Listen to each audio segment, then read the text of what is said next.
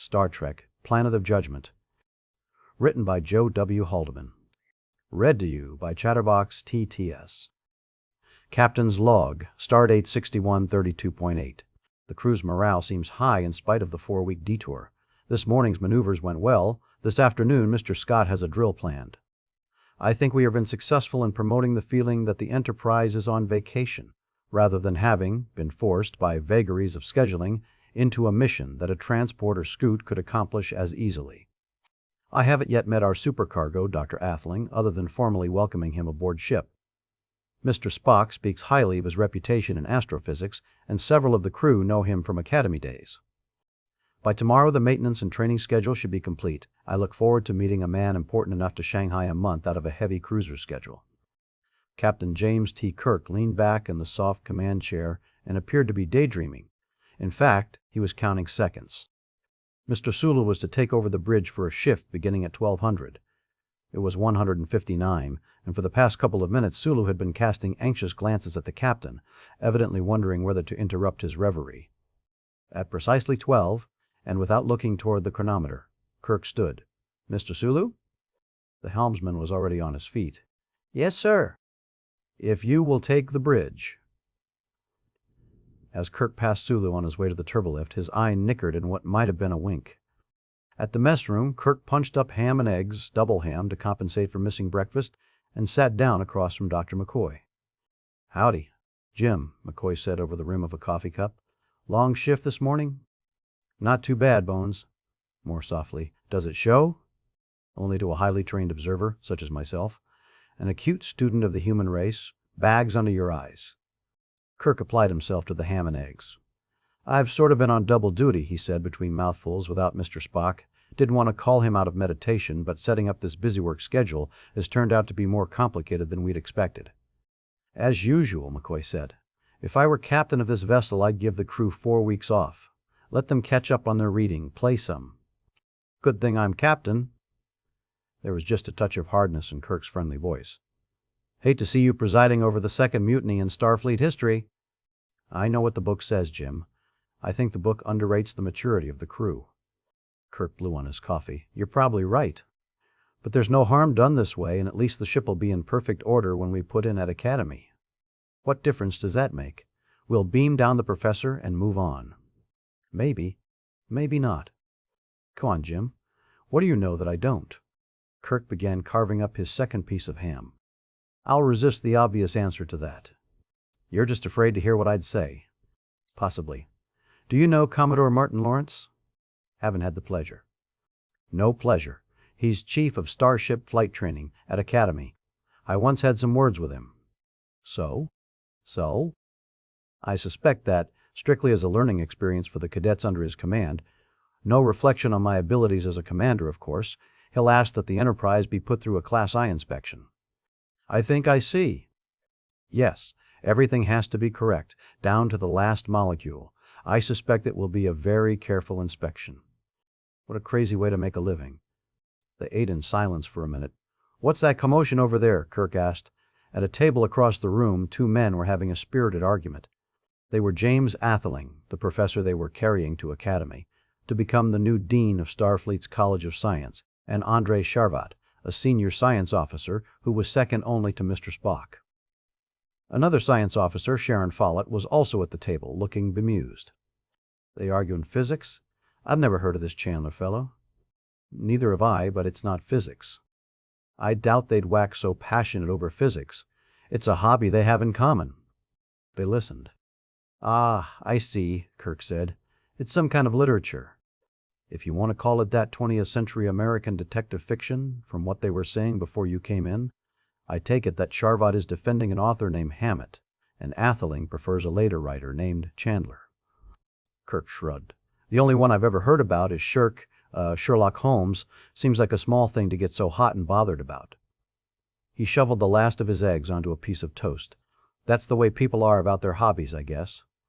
In this case, I think it's more the way Sharvat is about Atheling, and vice versa." Kirk raised both eyebrows. "A starship runs on gossip. Even the captain isn't immune." "I was talking to Follett," McCoy said quietly.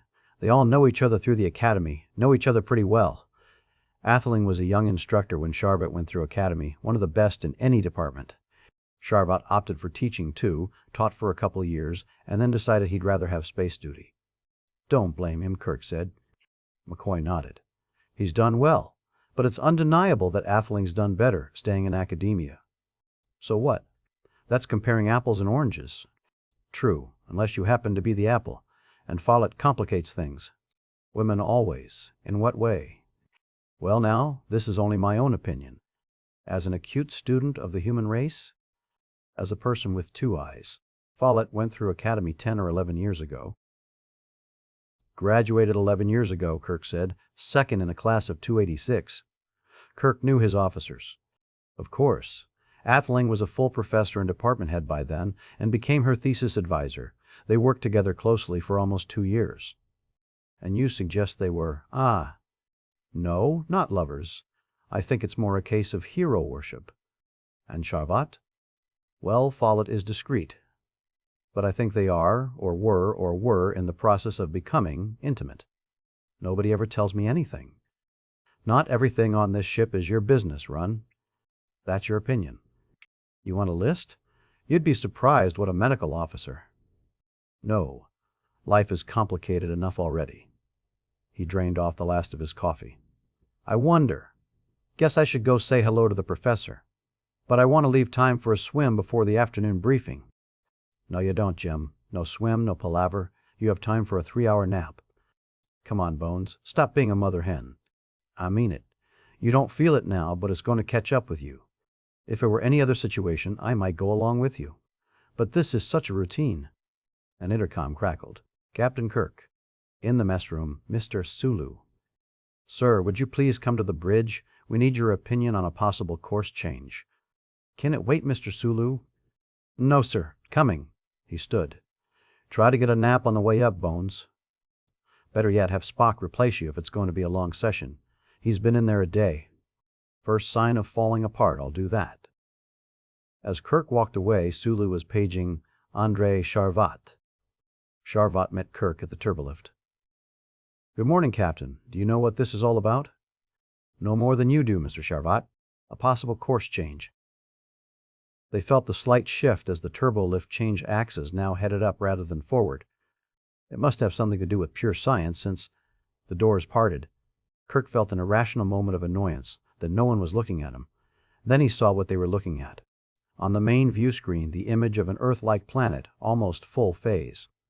Near the middle of the planet was a blue light, bright as a welder's arc. What is that? A signal light? Apparently not, sir, Suhu said. It moves. It seems to be the planet's sun, Uhura said. Kirk moved to the command module and sat down, without taking his eyes off the apparition. Flatly impossible, Charvat said. Yes, sir, Sulu said. Nevertheless. A star has to have several times the mass of Jupiter to sustain the feeblest fusion reaction. Charvat's eyes were also riveted to the scene. The course change you requested a decision on, Mr. Sulu, was that we delay the mission to investigate this object. Yes, Captain. Kirk snapped out of it and spun his chair around to address Charvat. Well, Mr. Charvat, it seems strange enough to my layman's eye. Do you think it justifies stopping for a few hours? Hours, sir? Days, if it is what it seems. Somehow I thought that was what you would say. He swiveled back around and regarded the image again. I think I had better interrupt Mr. Spock's meditation. He tapped out a sequence on the buttons on his chair's arm, and they were all treated to the caterwauling that passes for music on Vulcan, Spock's home planet. Mr. Spock, Kirk said rather loudly. Yes, Captain. With apologies for interrupting, I believe we have something on the bridge that you would find very interesting. Thank you, Captain. I will join you immediately. The chair in front of the Defense Subsystems monitor was empty. Charvat took a seat. Mr. Sulu, he said, what sort of star does this planet orbit? None, sir. It's a rogue. He nodded his head slowly. That in itself is remarkable. What is its diameter? A little over 11,000 kilometers. Nearly the size of Earth, he mused. It must be the largest road planet ever found, by far. Uhura, Kirk said, would you check that, please? The Bantu woman's slender fingers danced over the buttons of her comm station console, generating a ripple of electronic music and a flat feminine computer voice. Catalog. Search for largest diameter. Category, rogue planet. Searching, 946 kilometers, NBD 287722. End it. She looked at Kirk. You didn't want the number of it, did you, sir? No, just verifying. His brow furrowed as he stared at the thing. Rogue planets, Mr. Sharvat, rogue planets, if I remember my cosmology, they're some sort of leftovers, from a star that never became a star. Yes, sir. If the protostar's mass is less than, say, 1/100th of the sun's, random perturbations between fairly large masses can separate them from the general system, send them out on their own. But not with seas and an atmosphere. Quite impossible. The lighter elements outgas in a relatively short period of time, so the elements necessary for water and air are absent, even if there were a source of heat. The turbolift door slid open, and Spock stepped out. He looked at the screen and raised an eyebrow. Very interesting. He listened for a minute while Sulu and Sharvat filled him in. Then he turned to Kirk. Captain, have you ordered a biosensor analysis of the planet? Not yet, Mr. Spock. Obviously the planet has life. The land area was molded green and brown. I suggest that in order to solve the cosmological mysteries of this planet, we might initiate a search for intelligent life. Mr. Sulu. Right away, sir. Sharbat. Mr. Spock. You mean to say, yon think that the miniature sun is an artificial construct? It seems probable, by Occam's razor. It would take a most unlikely chain of natural events, some of which have never been observed but exist only in theory, to explain the phenomenon. A logical principle ascribed to William of Ockham, A.D., 1280-1034-9, pluralitas, turnest ponenda sine necessitate. Assumptions introduced to explain a phenomenon should not be multiplied beyond necessity. Informally, the least complicated explanation is probably the right one. Also, the planet itself appears to have been modified by intelligent direction. The coastlines show an unnatural regularity. Though much obscured by cloud, the planet seemed to have two large seas, north and south, with a single landmass in the form of a broad ribbon around the equator. The north and south coasts appeared to be straight lines. In a relatively short period of time, geologically speaking, those coastlines would be broken up. To insist on a natural explanation for their regularity requires an unacceptable coincidence between the forces of plate tectonics, ocean currents, and erosion. On this side of the planet, Sulu said, there is no sign of life more intelligent than a low primate. Many different forms of life, but no intelligent ones. Interesting. Perplexing. Captain, I would value Dr. Atheling's opinion on this. Kirk asked Sulu to page him. It will be the same as mine, Sharvat said evenly. Very likely, Spock said. However, since his specialty is non-thermal sources of radiation, he will bring a different orientation to the problem. You and I are thinking in terms of conventional fusion as the source of energy. There may be a simpler solution. He turned to Kirk. Captain, with your permission, Mr. Sharbat and I will go below to the physics laboratory. We need far more data. Kirk nodded. I'll have Dr. Atheling meet you there. The two science officers went down the gangway to the deck below. Atheling joined Spock and Sharvat after a general meeting had been arranged for 1800 that evening. Kirk decided to take McCoy's advice in two categories. He would catch a few hours' sleep, and the crew was put on passive standby, no assignments outside of essential maintenance and security. There wasn't dancing in the quarters, but a lot of shoes were kicked off, a lot of books were picked up, bunking assignments informally shuffled. At 1800, 10 officers and 1 civilian met in the briefing room on Deck 6. James Atheling was a slight man in his early 60s who, like many academics, refused youth-simulating cosmetic drugs.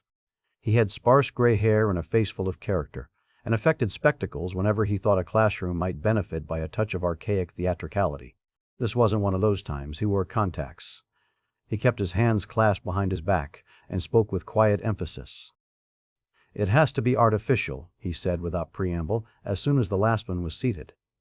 Without going into the mathematics of it too deeply, let me describe the situation. What we seem to have is a tiny black hole in orbit around the planet, a black hole about the size of a pea. As you know, black holes don't shine. The reason they were named black holes is because the gravitational gradient at their edge, or event horizon, is so steep that not even the most energetic photon can get out. Black holes don't shine, but this one does. This is our evidence for artificiality. Amassed around this black hole is a fairly dense cloud of hydrogen and helium. The cloud isn't dense enough, of course, for a fusion reaction to take place. The radiation that comes from the construct is from the kinetic energy of particles falling into the black hole at nearly the speed of light. Begging your pardon, Professor, Scotty said. That disn't make sense. Doesn't make sense. It's an unstable situation. The black hole would suck up all its hydrogen and helium and then juiced sit there. With Hoot figures, I couldn't say who lang. About 10 years, Charvat said, at the present rate of radiation. Which is half of the mystery, Mr. Scott, Atheling said. It has to be regularly resupplied with hydrogen and helium. He paused to let that sink in. As a matter of fact, that wouldn't be terribly difficult, not in theory. We could do it ourselves. Bussard ramjet, Scotty said. That's right. Early interstellar transports did just that, scoop up interstellar hydrogen and helium to use as fuel. He reached up to touch non-existent glasses, chuckled. Sorry, I have a tendency to lecture. The bigger mystery is that the darned thing shouldn't exist at all. As tiny as the black hole is, it's far too massive. It should use up all of that gas in seconds, go out in a blaze of glory. But it doesn't. Something is holding the gas back. And on the other hand, Charvat broke in excitedly, something is holding the gas in. Otherwise, radiation pressure would disperse the cloud in a matter of weeks. Some kind of tractor and pressure fields, Uhura suggested. We thought along those lines, Atheling said, though it's difficult to see where you would put the field generator. What's the problem? Kirk said. We use displaced origins as a matter of routine. Only in empty space, Captain, Spock said, or on the surface of a planet. Geometrically, these fields would have to have their origin at the center of the black hole. I see, Mr. Spock. A very non-Euclidean place. Well put, Captain. Spock looked at Atheling, who nodded and sat down. Spock rose and paused, looking almost perplexed. The next logical step, after our observations and deductions had come this far, was to send an automated probe to the vicinity of the black hole.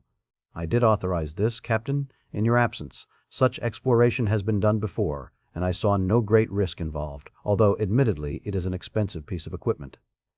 I would have authorized it, Mr. Spock. What you're trying to say is that it dropped into the hole and someone is going to be writing a long report. The Inspector General will need a report, but no, it did not fall into the black hole. It simply disappeared, approximately 200 kilometers from the object. Scotty broke the silence. Could it have been tidal stresses? Not at that distance, Spock said. Neither was it atmospheric friction. The temperature was high, but well within operating limits. It was sending complete data 1 microsecond, Charvat said, and no data the next microsecond. We were tracking it excellently. It just disappeared. And there's no explanation? Kirk said. None whatsoever, Spock said. It is our feeling that the answer to these mysteries lies not with the black hole, but on the surface of the planet it illuminates. Captain's log, stardate 6133.4. We had just completed a detailed mapping of the planet anomaly, so named by Lieutenant Commander Charvat, and have found no artifacts suggesting the planet is or ever was inhabited by intelligent beings. Much of the land area of anomaly is jungle, and the planet has a very active, almost Mesozoic, ecology. Its surface and seas are aswarm with creatures man-sized and larger, mostly quite aggressive, so I've selected both the landing site and the landing party with some care. It was a formidable crew that trooped into the transporter room at 1100. Captain Kirk was leading the team. Then 3 brawny security men, Haviland, Bounds, and Moore. Sharon Follett was along for her dual specialties, astrophysics and xenobiology. They were waiting for Octavio Hernandez, a planetary sciences specialist, who was checking out some special equipment from the armory. James Atheling had come along to see them off. He and Follett sat on the steps to the unit deck while the others lounged around the control console. Sharon, he said, I don't like the feel of this. I wish you hadn't volunteered. Oh, Jim, her mouth set in a tight line. Really, I've been on more planets than you have. Even the settled ones are full of surprises, usually unpleasant. Thanks for the lesson, Doctor. He winced. I'm not your young advisee anymore. At 41, I think I've learned how to take care of myself.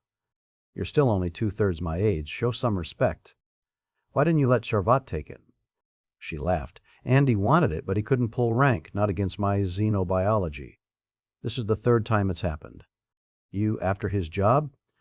She looked at him sharply. After a job like his? Yes, and Mr. Spock's eventually. You think I can't do it? Oh, I'm sure you're equal to it. I just wonder whether your ambition might not be clouding your judgment in this particular case. That's a nightmare of a world. In the second place, we have phasers and body armor. In the first place, it's curiosity, not ambition. If it were curiosity, you could go on the second trip. She sighed.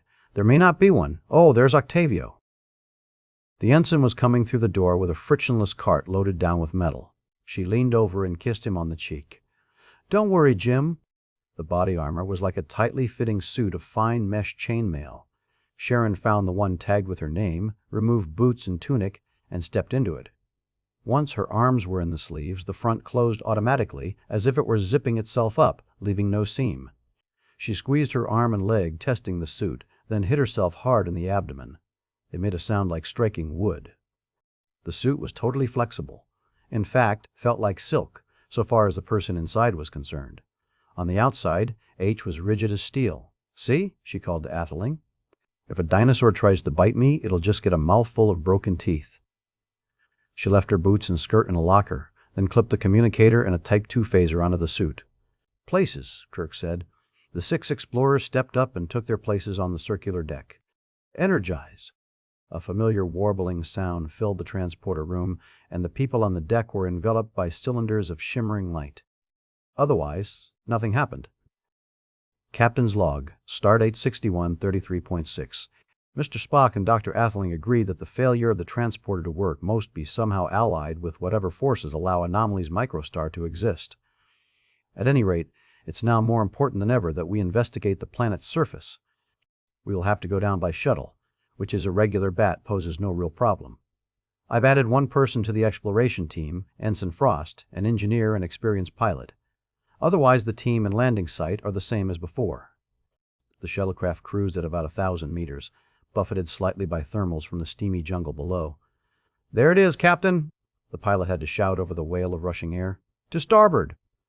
Kirk leaned forward and looked out to his right. Very good, Ensign. It was several acres of broad savanna near a wide, slow river. They would land in the middle of the field. Pressers, please, the ensign said, and the 6 passengers activated the fields that would immobilize them for the landing. It was a soft, flawless landing, the craft touching gently on all 3 pads simultaneously.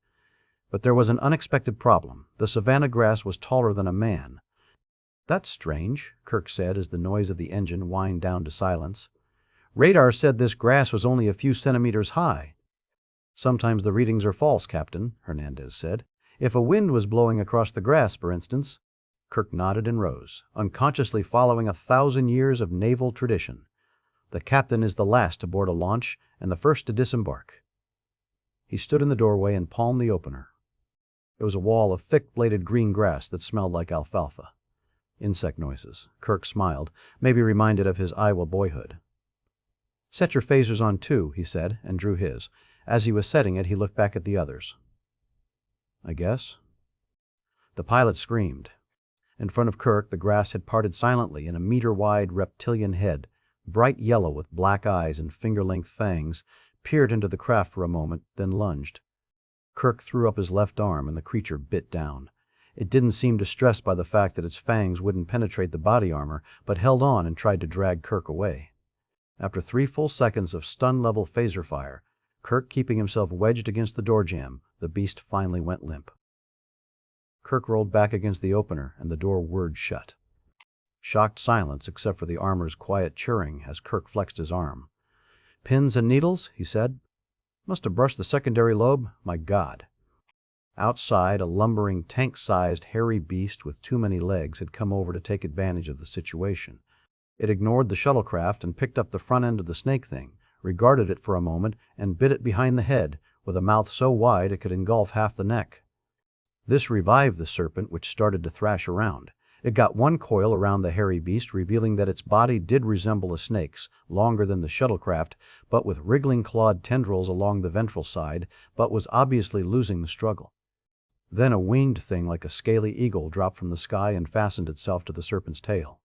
It chopped once with a beak that resembled a broad-bladed axe, and flew away with a couple of meters of snake meat in its talons. The snake's struggling grew feeble, and finally the hairy monster managed to gnaw through its neck. When the severed head fell, it dropped the rest of the snake, picked up the head, and scrambled away. Various small animals came, timidly at first, to finish off the job. I think we'd better try the alternate landing site, Kirk said.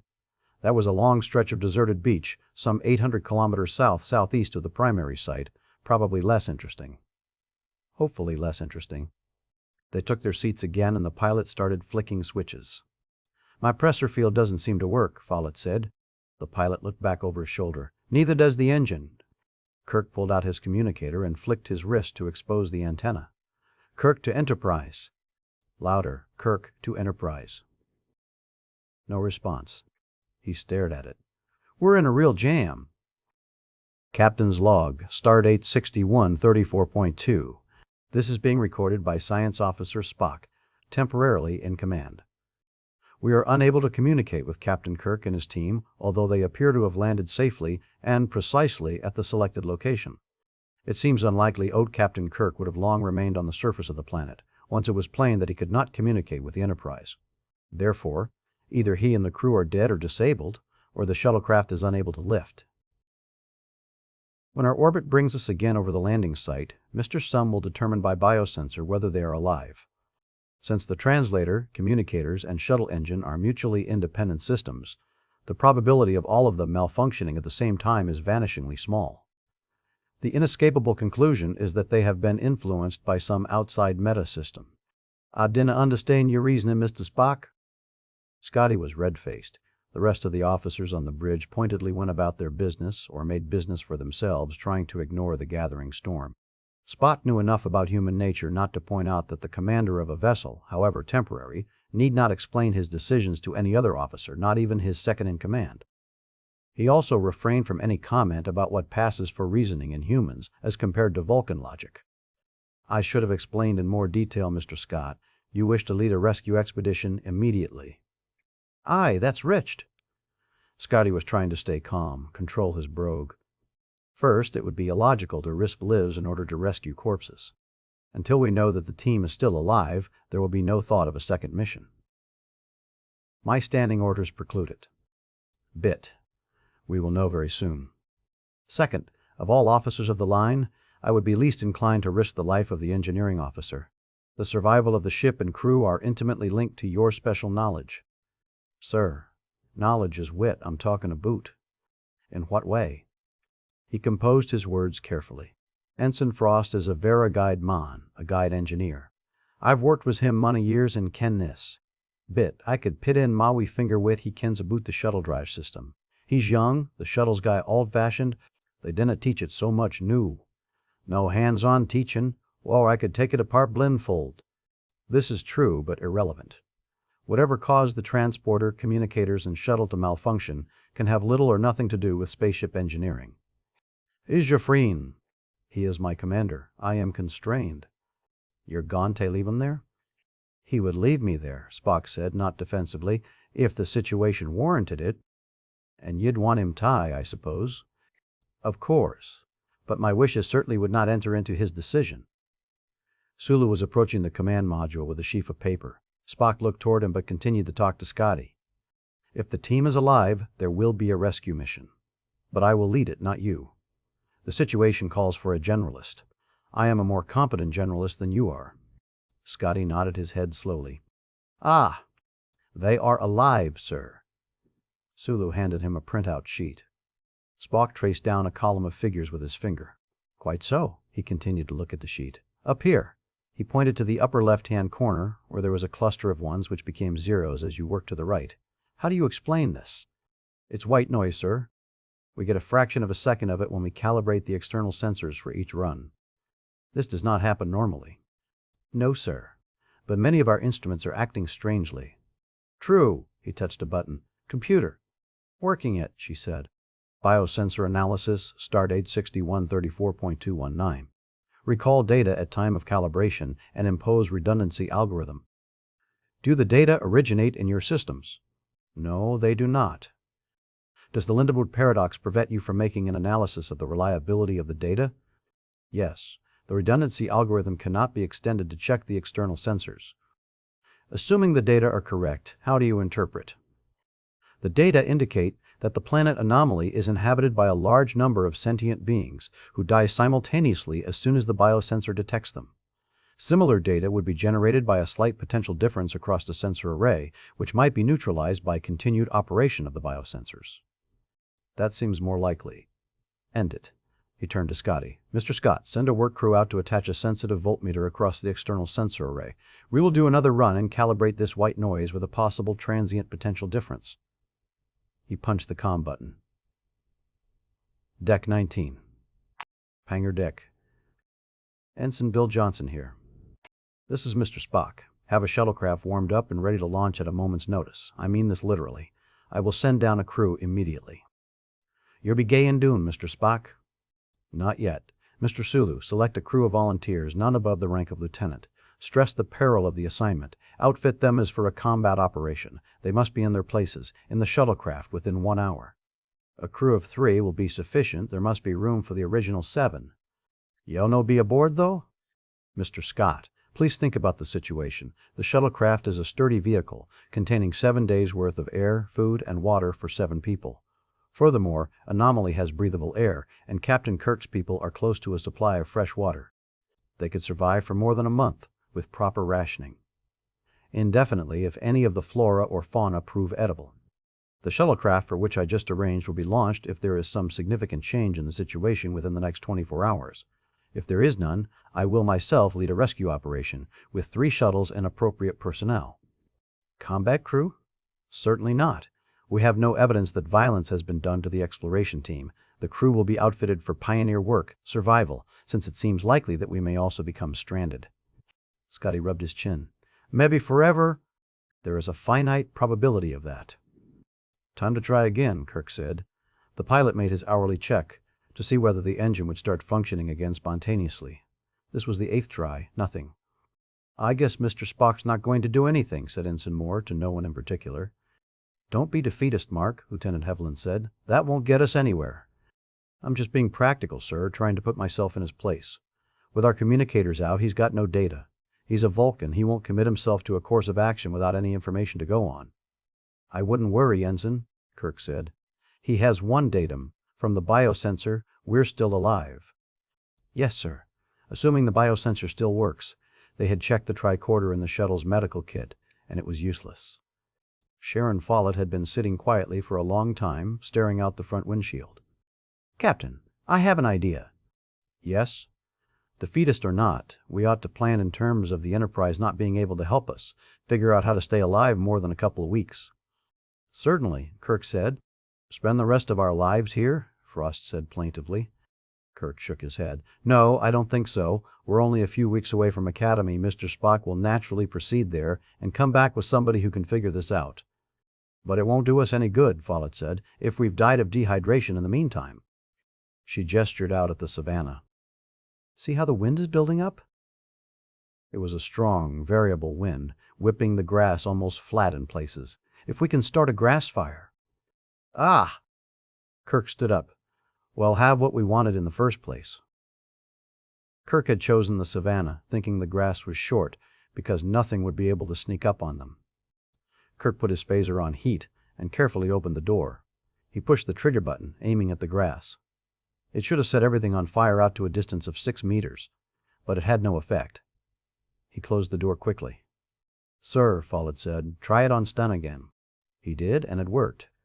That's strange. What else do we have that could start a fire? Heating tabs in the food packs, Frost said. They wired together a dozen tabs and opened the shuttle door, firing a phaser out into the grass as it opened. Moore ignited the top tab and hurled it out. As the door closed, they could see flames through the greenish-yellow stalks. For some hours, they'd left the door propped partway open, for ventilation, by wedging a handbook into the seam. It was soon obvious they'd have to close it completely, or learn how to breathe smoke instead of oxygen. There was no question that the shuttle could withstand the heat of a brush fire, since it was engineered for the red-hot friction of re-entry. The crew was not so carefully engineered, and soon regretted the fact that the air conditioning had gone the way of the engine. They stripped off their body armor, and then as much clothing as decorum would allow, and then more. The temperature got to within 1 degree of the boiling point of water, and then went down as the flames receded.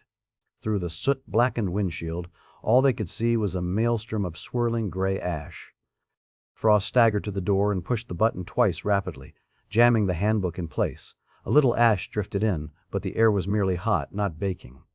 "I guess we'd better plan to get some water from the river," Kirk said hoarsely. "I could finish off my week's ration in one gulp." Captain's log, Stardate 6134.8. I dispatched the rescue mission at 1744 today, when telescopic observation of the planet indicated the presence of a forest fire at the landing party's location. The shuttlecraft landed safely, just before nightfall, but again we lost communication with them the moment they touched down. No further trouble with the biosensor. Mr. Scott's work party did not find the predicted difference of potential across the sensor array, but neither was there a burst of white noise at the beginning of calibration.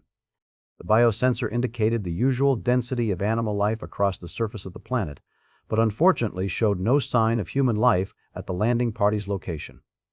They heard the rescue shuttle from inside their own craft, and opened the door to watch it land in the purple light of a spectacular sunset.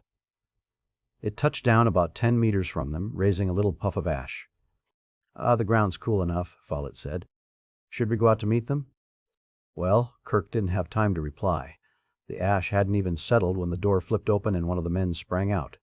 He was ready for anything: full armor, jump harness, Type 1 ray gun with shoulder stock, a heavy-duty helmet integrated with the armor. The helmet saved his life. An eagle-like creature, even larger than the one they had seen before, dropped from the sky and latched onto the man's head, driving him to his knees. He pointed the ray gun up and pressed the stud, but nothing happened. Another man, standing in the doorway similarly armed, aimed and fired with the same result.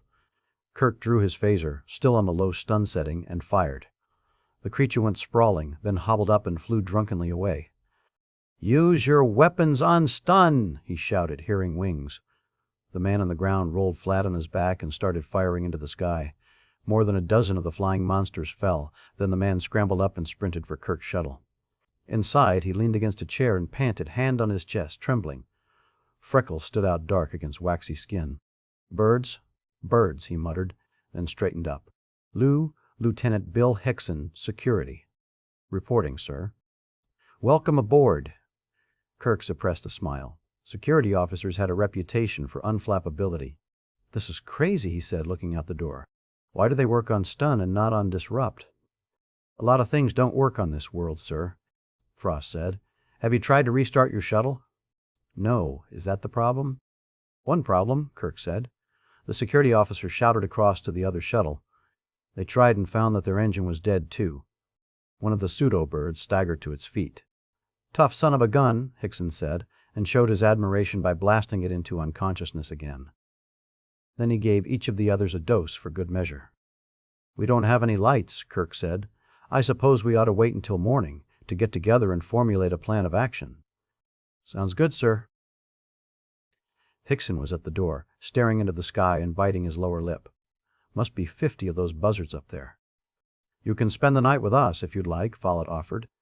Thank you, sir, ma'am, but I'd better be getting back to my men." "Hey, Allen," he shouted. "You guys want to give me some cover?" The noses of 2 ray guns poked out of the dark door opposite. The light was fading very fast. Hickson set this world's record for the 10-meter dash. As a midshipman, Kirk had learned to sleep whenever there was time, standing up, sitting down, even marching, even when not especially tired, to build up a backlog. But tonight he couldn't sleep, though his body sang with fatigue and the shuttle chair was seductively comfortable. His mind wouldn't let him, really, bawled this one, "Jim, old buddy. They'll melt your metals down and you with them, use it for ballast. Any ensign would have seen there was something fishy and sent down an automated probe first. No, you've got to go take a look yourself. Spock is good, though. It's not as if you left the ship without a commander and put 6 good people in mortal danger. No, 9 now. How many more? 5 shuttles left, maybe 15 more, maybe 35, maybe none if Spock if Spock does the logical thing. He'll leave us here and go get help. And what should I have done? I should have noted position and taken basic observations and got the hell away from there. But it was just a strange place. Not dangerous, nonsense ecology supports so many large predators. Nightmare planet made by some insane god. Didn't rest 7th day, but made this place as a joke. Try to think. If you can't sleep, try to think. The things that don't work. What do the things that don't work have in common, and what could make them not work? Transporter, shuttle engine, and airco, and lights and tricorder, and but door works, head works.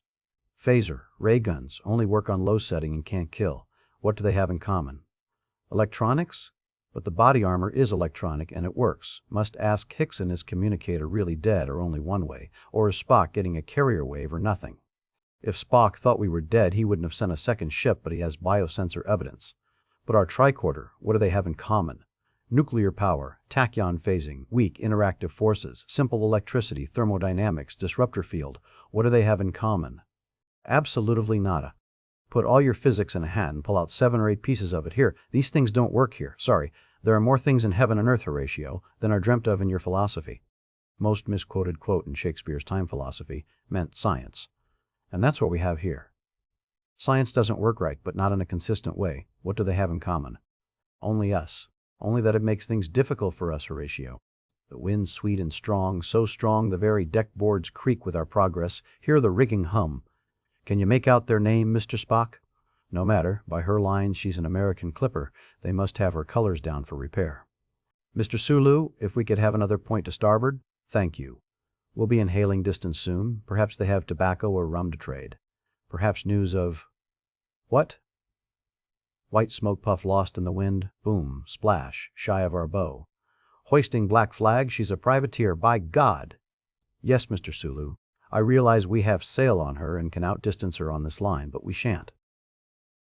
Mr. Spock, if you would kindly go below and ask Mr. Scott to run out the starboard guns. And Mr. Sulu, we'll have a hard to starboard and strike the mains one. We'll wait dead for them to come into sure range.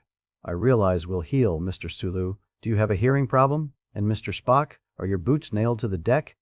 Never mind. Ahoy there, Ensign Chekhov. And would you have Mr. Scott run out the starboard guns? There's a good lad, they're all good lads, cheering, but my such language? Captain Kirk. Haldeman grabbed his shoulder and shook. Captain. Kirk started to rub his eyes, then snapped awake. What is it, Lieutenant? Outside. He was whispering. Kirk shook his head sharply, once. I don't, things have been moving around out there all night. Not things like this.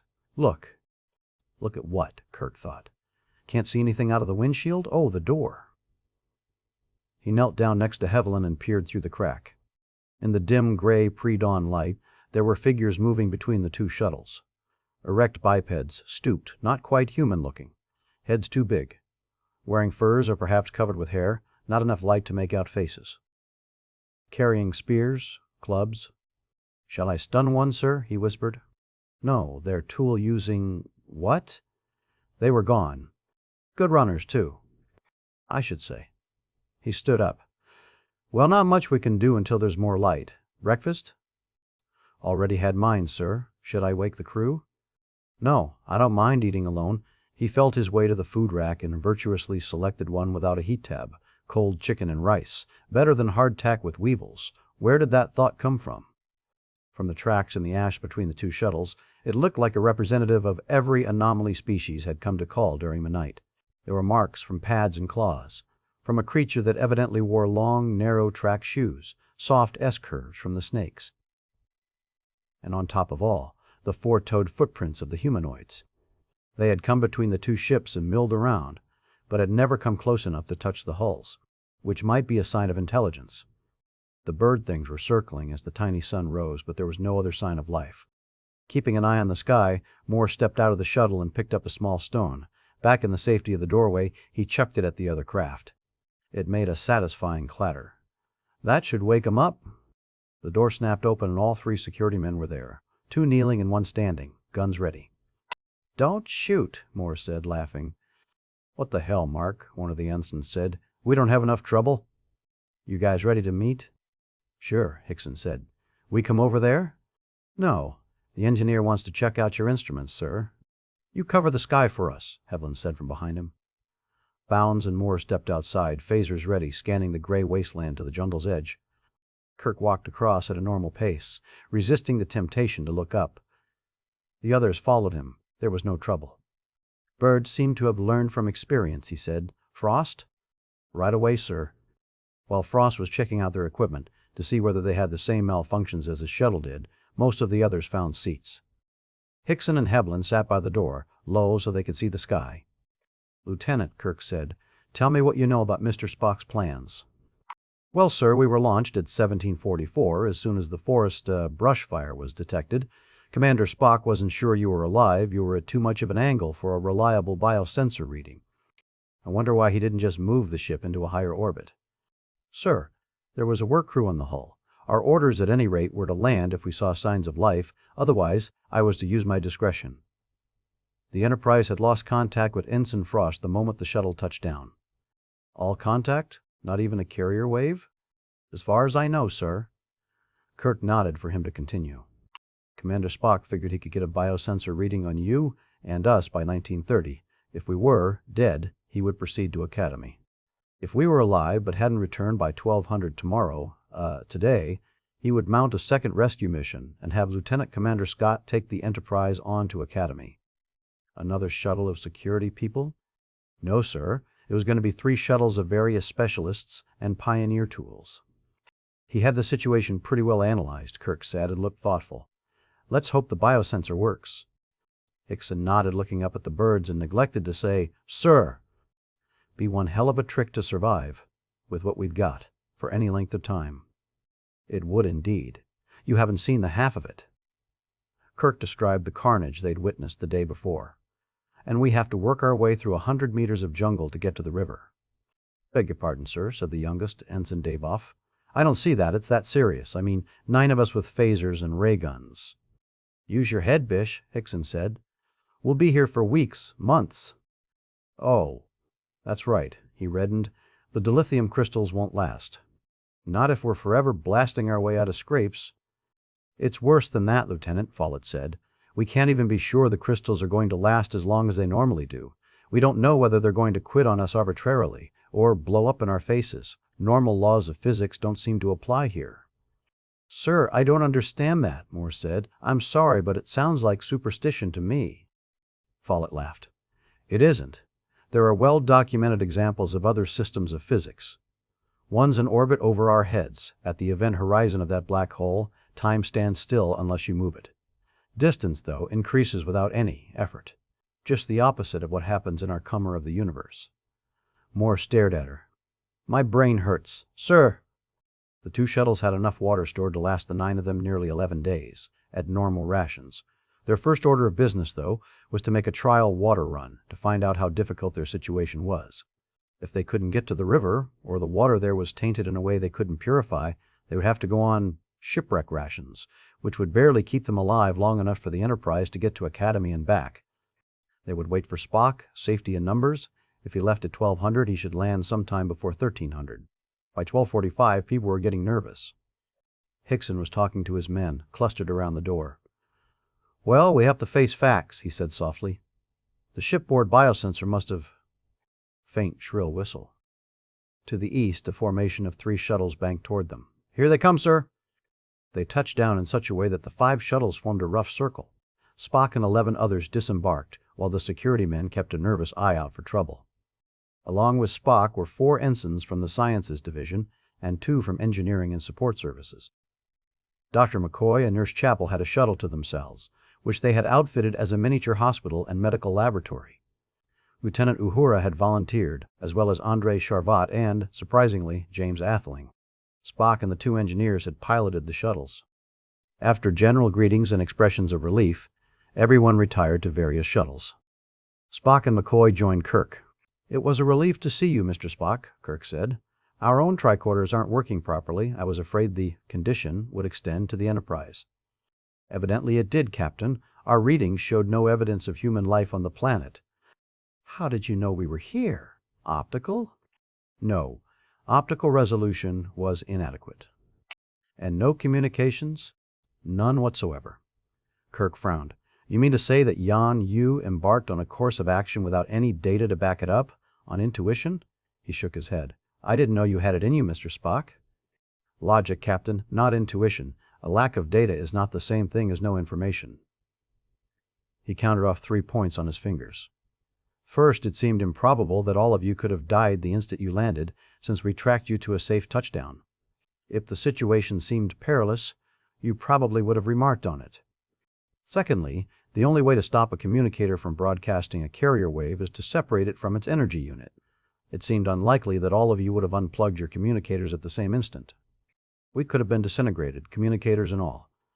No, not with the shuttle still intact. 3. On the unicellular level, the biosensor reading showed no evidence of any life with an Earth-type chromosomal structure. Even could we posit a situation whereby all of you were killed simultaneously, and in the act of separating the energy units from your communicators by some process that did not disturb the structural integrity of the shuttle, it seemed absurd that there would not be even one single bacterium left alive. "You make it sound so easy," McCoy said. Spock looked at him and raised one eyebrow. "You volunteered for the mission, Doctor. Surely there must have been some thread of logic to support your decision." "Only intuition, Spock. Worked out the same." "Whatever your reasons," Kirk said, "I'm glad to see both of you, but sorry we put you in the soup." He sat back and proceeded to explain just how thick a soup they were in. Spock confirmed that their shuttles were in the same shape as the earlier two. All three had tried to keep the engines idling, but they shut down immediately on landing. Nothing in the shuttles worked except altimeter, compass, and door. In addition to 11 brainy humans and himself, Spock had brought emergency rations sufficient for 10 weeks, a large assortment of powered and hand tools, medical and scientific equipment, and a self-erecting survival kit.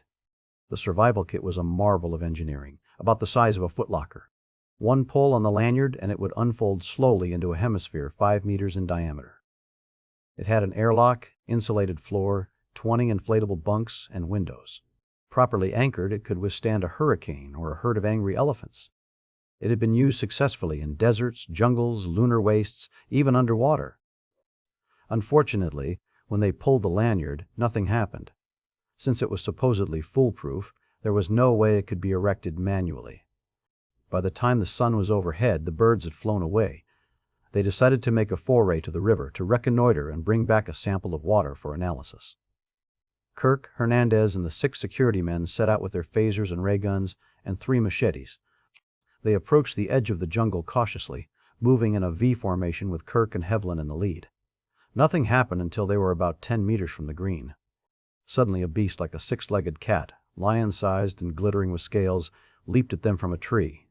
3 ray guns and 2 phasers caught it in midair. It hit the ground in front of Kirk, inert, and rolled to his feet with a dry rattling sound.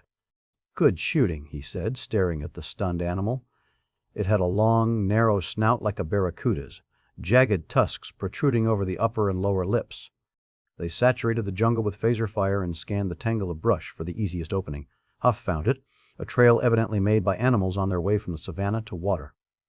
They didn't need the machetes. The trail was a meter-wide path of beaten-down dried underbrush that evidently got a lot of use. They proceeded slowly, fanning the trail and surrounding jungle with stunning rays. Normally, the range of the phaser was 90 meters, and the ray gun twice that. But it would be foolhardy to rely on that, as Follett had pointed out. The jungle would have been beautiful, if not for the knowledge of what lay hidden inside it. In the soft light that filtered through the green canopy overhead, flowers exploded in an orgy of vegetable sexuality, from little purple ones the size of buttercups to a shaggy crimson monster 2 meters in diameter. Even crusty old Haldeman remarked of its weird beauty, "Thou sands of slender red petals spraying from a snarl of finger-thick green and white vines." Perfume from the various flowers was like a saccharine icing on the heavy, cloying smell of compost rot. In between the intermittent throbbing bursts of phaser fire, the jungle was dead silence. Just before they got to the water, they had to detour around a huge black bear-like animal, also with 6 legs. Kirk and Hernandez recognized it as being the type of creature that had made such quick work of the giant snake the day before. It lay with its eyes open, snoring softly.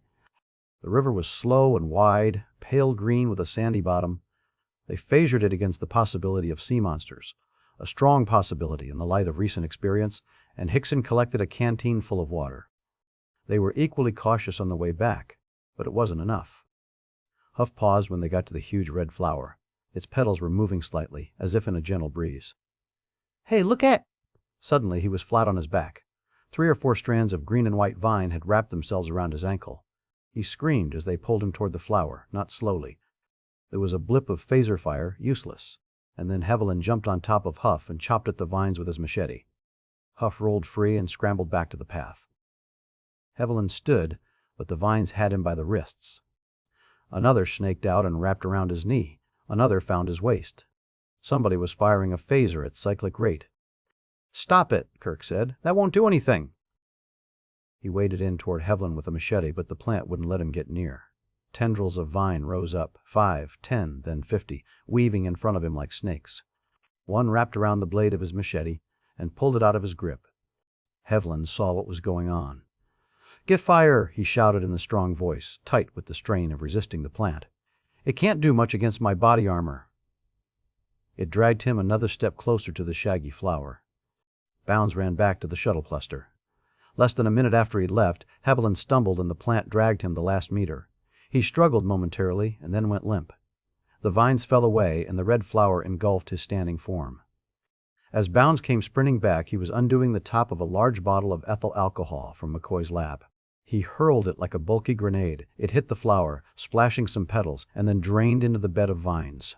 He ignited a heat tap and spun it after the bottle. Before it hit, the alcohol ignited, making a sound like a sudden puff of wind. Hundreds of vines coiled and uncoiled in a monstrous expression of helpless agony as the pale blue flames danced around its base. The flower convulsed and expelled Devlin with almost enough force to send him back to the path. Moore reached for his shoulder, but the body toppled over, face up. But it had no face. Moore gasped and faltered dead away. The flower had eaten through flesh, bone, brain, and body armor indiscriminately from head to toe to a depth of about 4 centimeters. Devlin looked like a botched autopsy. Captain's log, stardate 6136.6. Following Commander Spook's orders, we are proceeding to Academy since he was unable to retain from the surface of anomaly. We may recover subspace communications before then, of course, in which case we win advise, Starfleet Command, and perhaps receive new orders. As arranged, I computed our escape orbit so that it reached perigee above the landing site, as close as we could come without endangering the Enterprise from atmospheric friction. The physics lab's telescope showed all 5 shuttles unharmed, at least on the outside, but no crewmen. 4 symbols were visible, larger than the shuttles, apparently scraped in the ash. The computer decodes these as meaning "you unable to proceed." Aerocraft's shuttles. Seriously damaged, not safe to land. Here are some crewmen or 1 crewman dead. This is from an ancient code used by stranded airmen on Earth. It will be interesting to find out whether this bit of arcane knowledge came out of Mr. Spock's encyclopedic memory or from Captain Kurt's passion for military antiquities, assuming we ever see either of them again. Analysis of the water proved it to be drinkable, though they had paid too high a price for the information. They buried Devlin and made long-range plans. They needed something more substantial than 5 shuttles out in the open to live in, especially if their phasers were to give out. There had been 3 bird attacks in the 2 days since the initial trouble. Single birds who either hadn't got the message or were trying them out to see whether they were still formidable opponents. No land animals had approached the shuttles during the daytime, but many of them shuffled around at night. One large beast had the annoying habit of banging on the hulls with its head. Of the spear-carrying hominids there had been no sign. They decided to build a partially roofed stockade around the shuttles and surround the stockade with a moat. Fortunately, all of the power tools worked. Kirk left Hickson and 3 ensigns with the digger to start the moat. Everyone else headed for the jungle with an assortment of axes and saws, and torches. They saturated a section of the jungle with phasers on stun, and then waded in with torches, looking for plants like the one that got Devlin. They found 2 of them. One died a satisfactorily dramatic vegetable death, but the other only sat there and burned. Several other suspicious-looking plants were put to the torch. Kirk finally asked his people to take it easy, lest they find themselves in the middle of a forest fire, damp as the jungle was. They were in a grove of trees that vaguely resembled birch, with straight trunks 15 to 25 centimeters in diameter, ideal for their purpose. 2 security men nervously walked the perimeter, periodically fanning their ray guns at an unseen host of goblins, while the rest of the crew settled down to lumberjacking. With a vibrosaw, it was ridiculously easy to drop these medium-sized trees. With 2 quick cuts, you made a notch on the side corresponding to the direction you wanted the tree to drop, then just walk around the tree and make a smooth slice through from the other side. One person could drop 50 trees in an hour. Unfortunately, there were 6 people, not 1, with vibrosaws, and the problem was not so much getting the trees to fall as keeping out of their way when they came crashing down. One fell directly on Kirk as he was sidling out of the way of another. It knocked him down, but with the body armor, nothing was hurt but his dignity.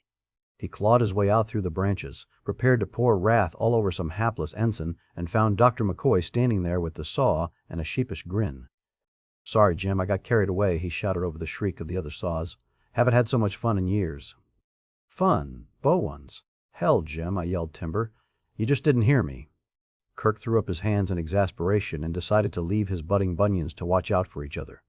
He went back to the clearing, where people with axes and vibrock knives were trimming the logs. This was fast work, too. Logs were piling up in stacks. The slowest part of the process was carrying the logs from the edge of the clearing back to the shuttles.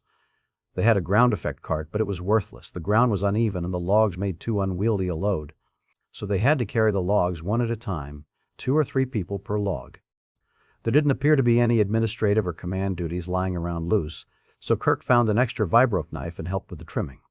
He'd wrenched his shoulder slightly, clambering out from under the tree, so he decided not to participate in the log carrying. This turned out to be a lucky decision. Absorbed in the simple manual labor, lost in private thoughts, it took Kirk a moment to respond when someone yelled, "Hey!" He looked up and saw that the warning was directed at 2 men carrying a log halfway to the shuttles. They looked back toward the man who was shouting, which was a mistake. "Look out!" He was pointing. A cloud of 20 or 30 arrows fell on the men, most of them bouncing harmlessly off their body armor. One man was hit in the forehead, though, slumped to his knees and fell over. The other appeared to be unhurt, but then he reached for his neck and staggered sideways. An arrow had gone completely through his neck. "Medici! Dr. McCoy!" A half-dozen phasers bleated at the part of the jungle the arrows must have come from, but the range was extreme. An ensign crashed into the brush to go retrieve McCoy. Hickson and his team had seen what happened and jumped into the ditch they'd dug just as a cloud of arrows came their way. Hickson's ray gun howled back at them. One of his men was hit in the hand, but no one else was hurt. Hickson crawled out of the ditch and yelled in the direction of the logging detail. "Get me a squad, goddammit! Get those bastards!" The men who'd been firing jumped up and ran toward him. The sawing had stopped abruptly, and the 2 perimeter guards came fighting their way out of the underbrush. Spock was at Kirk's elbow. "Captain, I don't like this. We have no inkling of the natives' evolutionary level." "I know, Spock. General Order 1. This was the self-determination order. Starfleet exploration teams were to minimize the effect their technology had on primitive, developing cultures. We've made a hash of it already, just being stuck here." He shouted, "Hickson, go easy. Observe. Don't fight if possible." "Yes, sir." He obviously didn't think much of the order. Or the order, for that matter. Spock and Kirk headed for the wounded men. McCoy caught up with them as they got there. The man with the head wound was security's bounds, trying to sit up, moaning, blood dripping. "Easy there," McCoy said. "Lie down." He sprayed the wound with anesthetic out of his belt kit and wiped away excess blood. To his surprise, the wound was relatively superficial. The arrow's barb was showing. It had hit his forehead at a tangent, slipped under the skin, bounced off the skull, and slipped out a few centimeters away. He sprayed the wound again and told the man to relax. It wasn't serious. The other wounded man was in worse shape. The arrow had gone through the center of his throat. Blood bubbled at his lips, and he was turning cyanotic. Nurse Chapel ran up with McCoy's black bag. The man was trying to say something, but only gurgled horribly. "Tracheotomy," McCoy muttered, grimacing. With some difficulty, he broke the barb off the arrow and pulled it out. A thin stream of bright blood spurted out, nearly a meter, spattering Kirk's boots. "Aw, hell," Bones drawled softly. "Got the carotid, too." He took the electronic scalpel the nurse offered. "Lift his shoulders, Jim." Kirk did so, while Nurse Chapel steadied the man's head. McCoy felt for the cricoid cartilage, measured down a knuckle and a half, and tried to start his incision. The electronic scalpel didn't buzz, didn't cut. Bones said a single savage word and threw the thing away. Chapel nodded at Spock, who took her place. "Metal scalpels in the bio-kit," she said, rising. "No time," he said, pointing to the vibrote knife Kirk had brought over, lying on the ground. "Give me that." It was crusted with drying sap and dirt. He turned on the knife and made a slash. Kirk turned his head and tried to think of something pleasant. "Tube," Bones said. "Okay, clamp for the artery, go get a couple of stretcher bearers, get set up for surgery. Better send a half-liter of type O surrogate." He sighed and sat back on his heels. "He'll be all right, Jim. Probably have a hell of a scar, though. Give you odds the anabolic protoplaser won't work either." Kirk braved a look. The man didn't look all right to him, eyes rolled back, throat and face a gory mess, blood oozing from the cut Bones had made. "What about Bounds?" "Oh, he'll be all right tomorrow, even if I have to stitch it. Some painkillers." "Stitch?" Kirk asked. "That's the way they used to close up wounds," Spock said. "Needle and thread," Bones added. Kirk winced. "Think I'll try to stay out of trouble." Kirk followed the medical team partway back to the shuttle. Suddenly there was a commotion at the jungle's edge.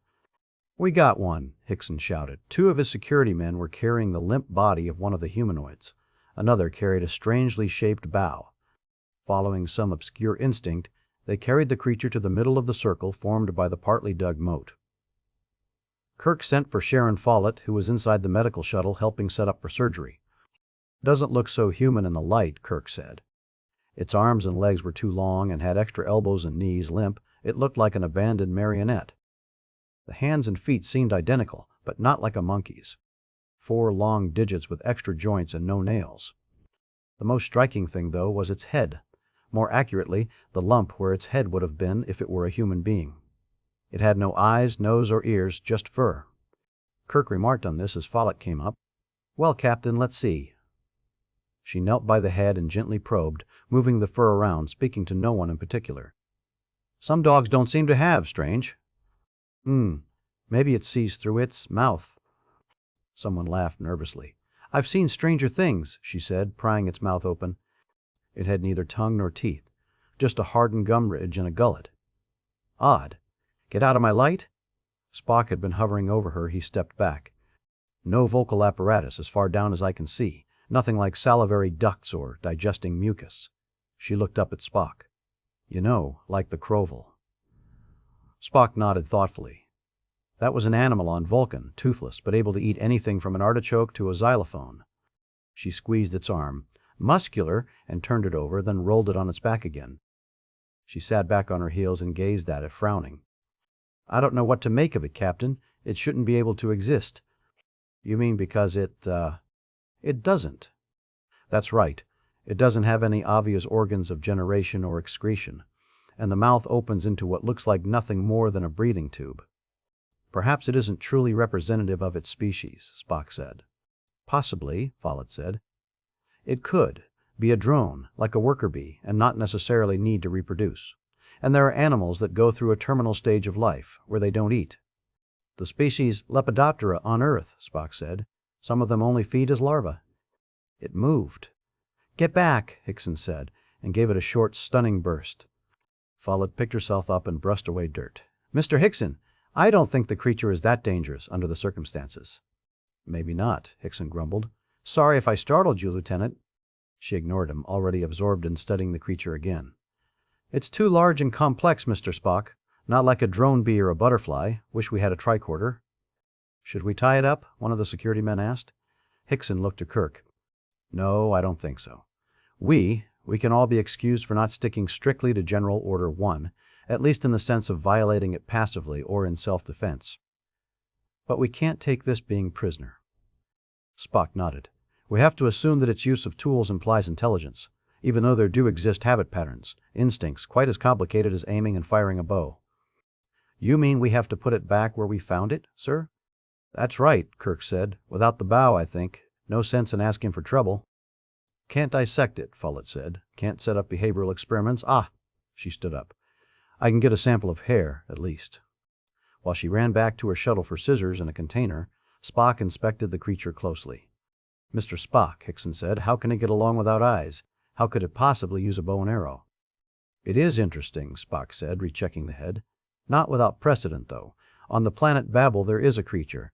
In English you would call it a mine toad, that has no organs of sight, hearing, or smell. It detects its prey telepathically and kills it with a well-aimed jet of saliva, which contains a nerve poison. It seems likely that the organism responsible for Lieutenant Hevlin's death has a similar talent." Follett came back. He watched as she snipped hair from the creature's arm, head, and hand, putting each in a separate vial. "As Lieutenant Follett would verify," he continued, "the first rule of xenobiology is caution. We really know very little about the various ways things can live, and cannot afford to generalize." She nodded. "There are rocks that have the properties of life, and vapors, too. There are things that live only for minutes, long enough to feed and reproduce, others that seem only to die by accident. No rules." "I guess you'd better be taking it back." Two of the security people picked it up, arms and legs, while Hickson drew his ray gun and checked it. "Caution, Spock, not just in the intellectual sense," Kirk mused. "If a flower can reach out and—" Suddenly all hell broke loose. The creature came suddenly awake and kicked itself free. Its foot reached out and snapped the ray gun from Hickson's grasp. It held it properly, depressed the trigger, and fanned it in a full circle, waist high. Kirk felt the sudden cold shock and slumped to the ground, tingling. He watched the creature drop the ray gun and run away. Its speed was incredible. It crossed the 2-meter-wide moat as if it weren't there. Time passes very slowly when you're stunned. You feel sleepy and very uncomfortable. Colors are lurid and painful, but close your eyes for a second and you'll lose consciousness. Kirk kept his eyes open and tried to grit his teeth, but of course his jaw muscles wouldn't cooperate. He lay there and waited for the tingling, pins and needles sensation in fingers and toes. That would mean it was wearing off. Hickson, the largest, would probably recover first. He couldn't move his eyes, but one of the man's hands was in his field of vision. He stared at it, wondering whether anyone had escaped the ray. Maybe McCoy and Chapel insulated by the hull of the shuttle, but the door would be propped partly open for ventilation. He had complained about that, unsanitary. If they weren't in the line of sight of the door, they'd be all right, but they wouldn't know that anything was wrong. Unless they heard the scuffle. But they were concentrating on, what's-his-name, Ensign Huff, with the throat cut open. Needle and thread. There. Hickson's hand twitched. And somebody is up and around. There's his shadow. A huge silver bird. It walked cautiously among the fallen humans, looking left and right, sometimes spreading its wings with a curious scraping sound. When it opened its beak, it made a noise like an electric arc. It smelled of lilac. Kirk watched it straddle the still form of Sharon Follett. It raised its head and came driving down with the axe-like beak, right into the small of her back. Beak hit body armor with a loud crack. The bird flapped and screeched. Kirk's fingers and toes began to hurt. He would recover in a few minutes. The bird began to probe Sharon Follett's body with its beak, gently, looking for a soft place. When it found her neck, Kirk remembered the snake. Another shadow. Kirk still couldn't move his eyes. The bird stopped searching and stared at the intruder. It was Hickson, staggering, almost recovered. He had the ray gun but couldn't raise his arms. He shouted at the creature, an inarticulate roar. The bird stepped away from Sharon and began to circle, wary, wings spread, head tucked high. Kirk could move his head. Painfully, he craned around to look at Hickson. He was holding the ray gun in both hands, trying to raise it. Suddenly, the bird rushed him, wings crashing. It grabbed him by the shoulders and beat for the sky. Hickson dropped the gun. Helpless, Kirk watched them raise off the ground 2 meters, 3. Off to his left, a phaser warbled. Bird and man crashed to the ground. The bird shook itself and flew away. Hickson had landed on his head and lay still. It had been McCoy. He was staggering some, but obviously hadn't been hit as hard as the others. He kneeled by Hickson, checked him out, and then said something in a low voice. Kirk tried to call out and surprised himself with 3 intelligible sounds. Is Hicks on? McCoy worked his way over to him, walking like a very old man. He'll be all right. What the hell happened, Jim? They caught. Kirk clamped his teeth together and tried to work the numbness out of his jaw. He rolled over on his side, facing McCoy. They caught one of the humanoids. Either he was playing possum or the stun ray wore off instantly. He took the ray gun from Hickson and used it on us. Got away. McCoy squinted up into the sky. More birds coming. Can you use a phaser yet? No, my arms. Can you give me a stun shot? Love to. Hypospray doesn't work, though, and the oral stimulants we've got are for fatigue, not... He aimed and fired. A bird fell some distance away. Not this. He stood up. Nurse Chapel ought to be up and around. I could move after 7 minutes. 101-1, get her a phaser and we'll stand guard until... What about Huff? Aren't you operating? No. He was walking back toward the shuttle and didn't turn around. While Nurse Chapel and I were stunned, his lungs filled up with blood. They couldn't finish the stockade that day, but did manage to widen the moat to 4 meters and move all of the timber inside. They buried Huff at dusk. Kirk sat with Spock and McCoy in a darkening shuttle. Quite a day, Kirk said, and quoted the Chinese tourist. We live in interesting times. If Spock recognized the quote, he didn't mention it. Yes, in view of the conditions here, 2 casualties is not an unreasonable toll. Regrettable, but it could well have been much worse. Besides, McCoy said, his voice hoarse with fatigue, they were only humans. Bones. That's uncalled for. I know. Sorry, Spock. Dr. McCoy's attitude is understandable, but ill. Illogical, yeah. No, it's not so much Huff dying under my care. I've lost patients before. I've lost them when it was my own fault, not some monkey with a ray gun. What bothers me is 2 casualties in 2 days. What happens tomorrow and the next day, 2 more? And the next 10 weeks? When the Enterprise comes back, there won't be anyone left for Scotty to rescue. Always the ghost at the banquet, Bones. He tried to change the subject. Why did you bring Dr. Atheling along? He volunteered, Spock said, and he made it clear that his request had the force of an order. You let civilians order you around? Bones said. Kirk chuckled. He's a Commodore, Bones. Reserve grade, but a Commodore nevertheless. Has to be, in order to be Dean of a Starfleet college. Crazy world, Academy. I realize, Captain, that I could have denied his request. I would have gone before a board, but ample precedent does exist. Well, he was working as hard as anybody today, considering his age, McCoy said. I better talk to him tomorrow. If he gets a hernia or a slipped disc, he's going to stay hurt a long time.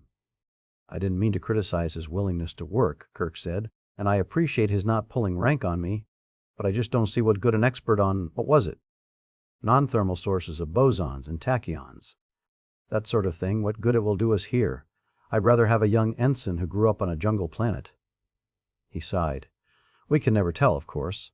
I suppose I should be glad that he wanted to help. I don't think helping was uppermost in his mind, Jim. I think his interest in Lieutenant Follett has become more than, avuncular. He couldn't let Charvat be the knight in shining armor. He cleared his throat. No, that's unkind. I don't think it's a matter of jealousy. He cares for her. She's in trouble. Same reason I had to leave an ensign in charge of sickbay. Nurse Chapel wouldn't be here if you were safe aboard the Enterprise, Spock. He answered with a stony silence. Sorry. The chair creaked as he stood up. The tireder I get, the harder it is to keep from saying what I mean. Bid you gentlemen good night. Bones took off his body armor and boots, then stretched out on a stack of food boxes, using his boots and shirt for a pillow. He listened for a while to Kirk and Spock, and then dozed, half awake. Bloody nightmare, and not the last one, Doctor. See now why you had to study that stitching up cadavers. Terrible, but at least they didn't bleed. Who's going to stitch you up, Georgia boy? She's a damn fine nurse and a better scientist than you, but she never sewed up no cadavers, no Sue. He's more upset than he wants us to know, Jim just said. Sorry, Jim. This is out of your league. All gonna die. This is not a planet. It's a goddamn symbol. Grim Reaper get us all. Pre-med psych, they told us we wanted to be doctors because we had an abnormal fear of death. Abnormal? He was so sure. Chapel held up real good. Looked white but never shook or flinched. Not used to this kind of butcher shop. Never was ER resident, Atlanta General. Boy come in once his neck. Phuh. Gotta stretch supplies. Half the inventory's useless here. More than half. We're back in the 20th century, 21st. When did they get electronic scalpels and DNA mat synthesizers? Who cares? We're going to run out if people don't watch their step. Can't do surgery every day.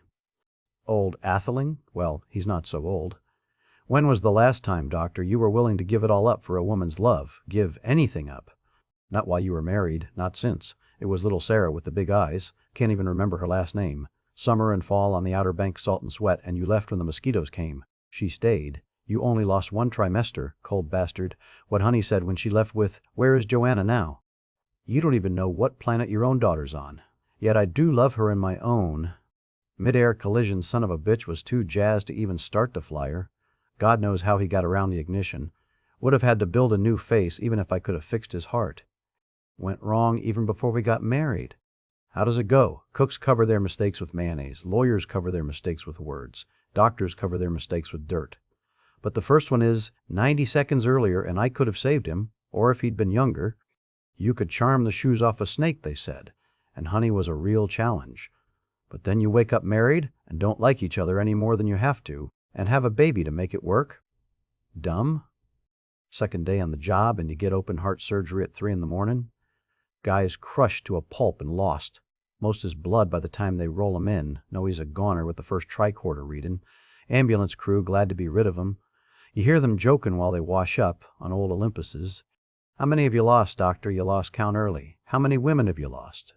The same number you charmed the shoes off on Mount Olympus's long day ahead. She would care if she knew. Last letter was from Aries, antis. Auditories, glossopharyngeal. I do love her flowering tops. Get some sleep. So, on Mount Olympus's flowering tops, a fat-assed German ate some hops. Olfactory optic motor oculi. Trochuli ostrophacial, a fat-assed German, abducent facial auditory glossopharyngeal. And old Olympuses on Mount Olympus's. Bones? Sorry, Jim. Talking in my sleep. They lost another one that night, Hickson.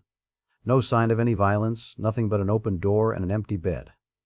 I don't understand it either, McCoy was saying. Hickson had torn a neck muscle in his fall, so Bones had worked on him with tape and an inflatable brace, then given him sedatives and let him sleep on the operating table. You couldn't wake him up with a sharp stick. I wonder, Kirk said. He peered into the makeshift operating room. Could he have gotten disoriented? Opened the door and wandered away? He should have been out cold for 18 hours. Unless I screwed up the dosage, which I don't think. Kirk cut him off with a wave of the hand. Could one of those creatures have carried him away without waking him up? Sure. Could have dragged him away. But Jim, to do that, they'd have to figure out which shuttle had the unconscious person in it, sneak in, figure out how to open the door. Well, that's not hard. Push the silver button. Wouldn't be hard for you or me to figure out. Didn't see any silver buttons on the trees I was cutting down. And they could have watched from the jungle. Oh, come on. You've got General Order 1 on your brain. Use some common sense. They're primitives. Tips of those arrows were bone splinters. Show 'em a button, and they'll try to eat it. Bones. Sometimes you... Captain. Ensign Ibarra ran up. Footprints. In the moat. They followed her back to the shallow trench. Look like his, McCoy said. Heavy dew during the night had softened the prints people had made the previous day. Hickson's footprints were sharp and deep, and probably from the largest boots on the Enterprise. McCoy shook his head. It can't be. I remember counting out 3 pills. Most people get 2, but he's big, and I wanted to be sure he slept deep and long. I did give him 3. Evidently he didn't take all of them, Kirk said. I watched him. Besides, what reason? There's an explanation, Doctor. Spock had been walking around with them, but hadn't said anything until now. You gave him what would have been a proper dosage under normal circumstances? Damn.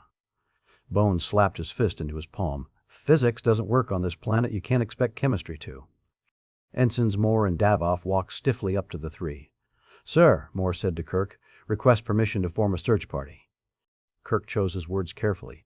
I appreciate security's long tradition of mutual support, but under the circumstances, I don't think there is any chance that Lieutenant Hickson can have survived, alone, unarmed, and injured. Yes, sir, we understand, but we can't abandon him. You're asking me to allow you to risk your lives searching for his body. If it comes to that, sir, Ensign Bounds has also volunteered. I forbid that, McCoy said. I put Bounds on 48 hours light duty. Besides, he couldn't wear a helmet with his bandages in place. Yes, sir. He looked at Kirk. He thought about it. I'm not going to let you two do it alone. If you can round up 6 volunteers, all right, but you go no further than 100 meters into the jungle, in Hickson's direction of travel. You spend no more than 30 minutes. We do have a job to do, here. McCoy gave him a dirty look. When the ensigns were out of earshot, he muttered, Don't say it, Bones. I was just going to say I wouldn't have your job on a bet. Let's get some breakfast. They found their 6 volunteers, including Uhura. Not much work for a communications officer around here, Captain, who led the search party. They did find broken underbrush where Hickson had evidently entered the jungle, which surprised even Moore and Davoff. They'd had to use phasers twice before they got to the jungle's edge in broad daylight. They found another boot print some 10 meters into the brush in damp clay at the edge of a trail. Uhura pointed out that the even depth of the print probably meant he'd been walking, running. The toe would have sunk in deeper. But there was no other sign. In a half hour they returned. Kirk stationed the 3 security men around the circle with ray guns and sorted out the rest of the crew into work parties. The plan had been to fill the moat with sharp stakes, to discourage a rush from either the natives or the large fauna. But at about 2 meters depth, Hernandez struck water.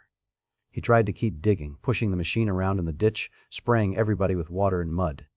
When the water got halfway to his knees, he scrambled out. The moat filled up.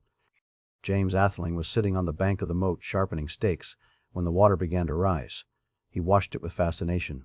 Impossible, he said. If the water table were that high... At least it's working in our favor for a change, Kirk said. Won't have to go through the jungle for water. They lashed together a bridge 3 logs wide and got everybody inside the moat. Sharvat and the science team went to work on a simple drawbridge arrangement while the other 15 worked on raising the walls.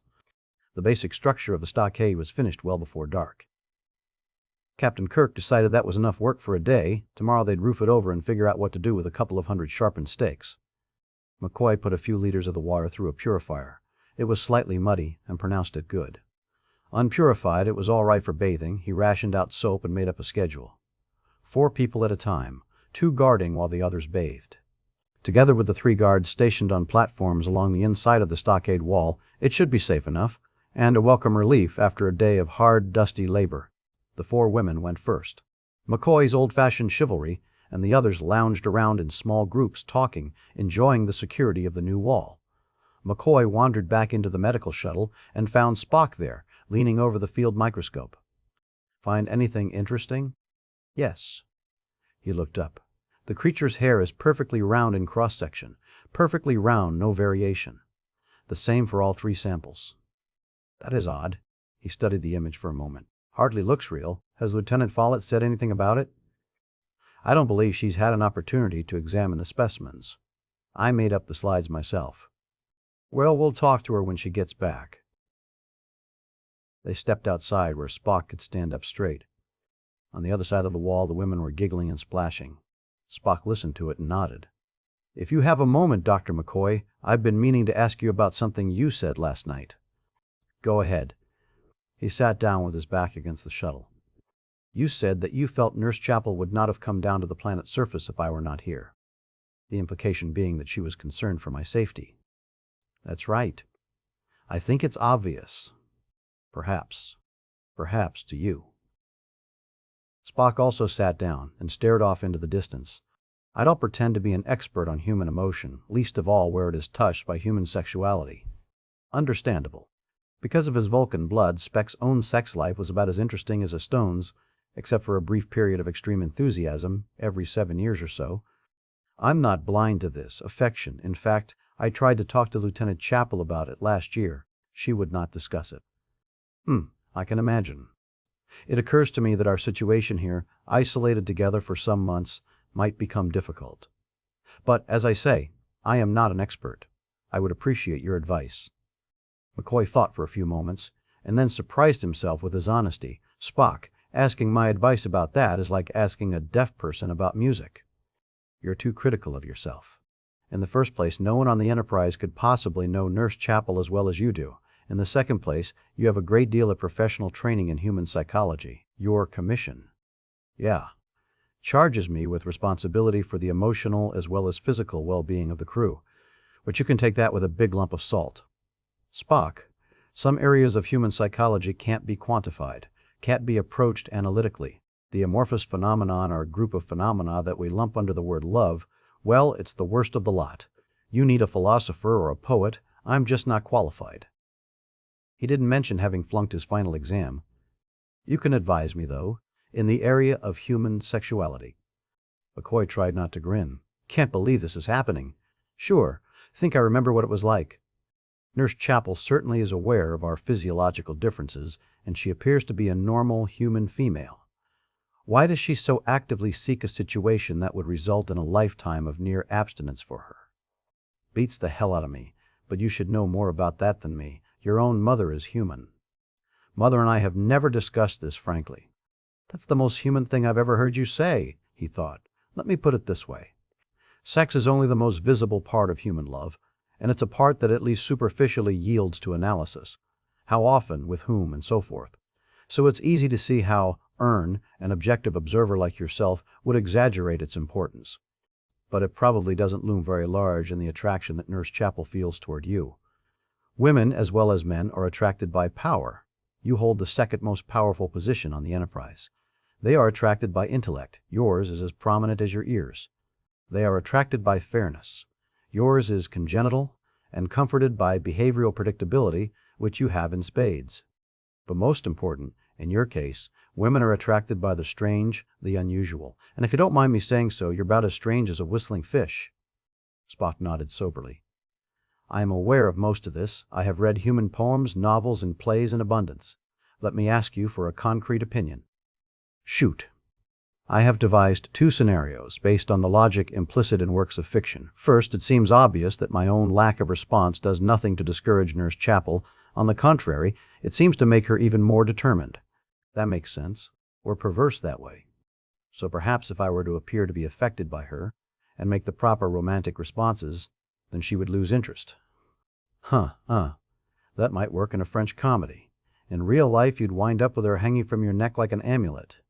That is a sensible prediction, I think. The other scenario is more complicated, as it requires a third person. Transference. I would ask another male to take my place in her affections, someone who is reasonably close to her, someone who knows human nature well. You, Dr. McCoy. Bones stared at him, then laughed. You want me to seduce Nurse Chapel? To take the heat off you? For her own good. Really, Doctor, it's her problem, not mine. On the other side of the wall, the women laughed, as if on cue. But Spock, oh hell, how can I explain? Chapel isn't. Chapel's my professional associate. That she's female is an irrelevant accident. I'm her advisor, a father figure, if anything. Incest taboo? Hell, what have you been reading? There might be some element of that on some naive level, but the main thing is, God damn it, she's not a woman, she's a nurse. A couple of people turned their heads to see what the shouting was about. McCoy continued more quietly. Besides, it wouldn't be honest. There are times, I know, when honesty is contraindicated. But leading a girl down the primrose path, I wouldn't ask you to do anything against your nature, Dr. McCoy. And what the hell is that supposed to mean? McCoy was a little jumpy about the subject, but not because of Chapel. In spite of, or maybe because of the obvious competition from Charvat and Atheling, Bones was setting his sights for Sharon Follett. Spock was forcing him to think about it consciously for the first time. Why indeed Follett rather than Chapel? Well, Follett was 10 years older, 4 years younger than Bones, and so he didn't have to feel like he was cradle-robbing. Like him, she'd had a short marriage, ending with divorce. Both of the women were advanced enough professionally that he could feel comfortable with them. Socially and intellectually, both of them were beautiful women. But Follett's beauty had a hard edge to it. And there was a factor he could hardly articulate, one he would never try to explain to Spock. Having peered and poked at 10,000 bodies in various states of disrepair, nearly half of them female, he could fairly claim that he knew as much about what makes women tick as did any male within 100 light-years. But there are various kinds of knowledge. What was involved was the mirror image of the logical axiom that had brought Spock to the surface of anomaly, that an absence of data is not the same as no information. A surfeit of data, on the other hand, may not dispel a mystery. And for several years, whenever that mystery has presented itself to Bones, Nurse Chapel has been at his elbow to preserve decorum and aid in communication. So his private image of her is of a chaperone, hardly a potential lover. And it suddenly occurred to him that her personal image of him couldn't be particularly sexy either. Never work, Spock. We just... A scream outside cut him short. Spock and McCoy were the last ones to the door. By that time the bridge was lowered and people were starting across. About 20 meters away, Hickson walked slowly toward them. His ears and nose had been removed. His eyelids hung slack over empty sockets. He smiled. Chapel had dressed hastily and was waiting for McCoy as he and Spock helped Hickson into the med shuttle and onto the bed. They rolled the bed around to take maximum advantage of the fading light. Incredible! McCoy gently touched the smooth skin where Hickson's nose and ears had been. It's brutal, but where's that magnifier, nurse? She handed it to him, and he made a closer inspection and shook his head. Incredible! Does it look like a protoplaser? She asked. No, there's no fusion, nor granulation. Pores and hairs, it's as if he'd been born this way. Hickson continued to smile, not reacting to the examination. Could it be a graft? Not in so short a time. But we can check. He and Chapel undressed the patient. There was no place on his body from which skin could have been recently taken. McCoy pulled at an eyelid, but it was sealed. I don't know. Any good surgeon could duplicate this, given time and the proper tools, if he had a sadistic streak. But... Don't worry about me, Doctor. Hickson spoke in a slow, strong voice. I am happy. We'll talk tomorrow. Now I have to sleep. Chapel broke the silence. He knew it was you. Wouldn't be hard to figure out. He took a field stethoscope out of a drawer. What gets me is how he managed to... He leaned forward, listening. Heart stopped. Bones put the heel of his hand on Hickson's sternum and pushed hard, then shifted around so he could put all of his weight behind it. Hickson shook his head slowly and raised a hand. No, it's all right. I have to sleep. His heart was still beating, but only 3 times a minute. He breathed, one soft sigh, about every other minute. They watched over him until it got dark. Talking in Kirk's shuttle, they came up with a list of strangenesses. The sentries swore they hadn't been derelict in their duty. They spotted him about the same time as the people bathing did. which meant he must have covered 100 meters of ground in seconds. There was no way he could have sneaked up on them. He'd walked as if he could see. He'd been heading straight for the drawbridge when they rushed out and started to guide him. When he talked to somebody, he looked at him.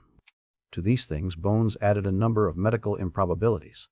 Then he went back to the med shuttle to sleep on the floor by his patient, keep him from wandering off again. He dreamed of naked, faceless people, two of whom might have been Chapel and Follett. When he woke, Hickson was sitting patiently on the bed, hands folded in his lap. Bones dressed and opened the door, flooding the cabin with light.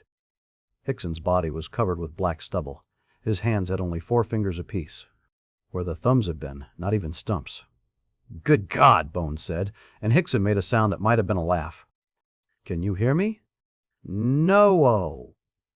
His voice was deeper and slower than the day before. For once in his life, Bones was at a loss for words. I don't." "Can you hear me?" whispered a voice inside his skull. "What?" He glanced at the sky and poked his head out of the door. All of the other shuttle doors were still closed. "If this is telepathy, let me go get Spec." "I suppose it's a kind of telepathy, but don't bother. I'll call him." McCoy leaned against the wall and stared at Hickson. "What do you mean, a kind of? You don't move your lips and I hear something inside my head." "Please. Explaining is tiring. Not so tiring as talking would be, but let me wait and only do it once." "You don't talk like Lieutenant Hickson." "I am not Hickson anymore." His hands fluttered in a fluid, strangely girlish gesture. "And your own mind supplies the words." McCoy heard the door to Kirk's shuttle slide open. "What's going on over there, Bones?" "Captain Kirk, Spock, everyone, please look outside."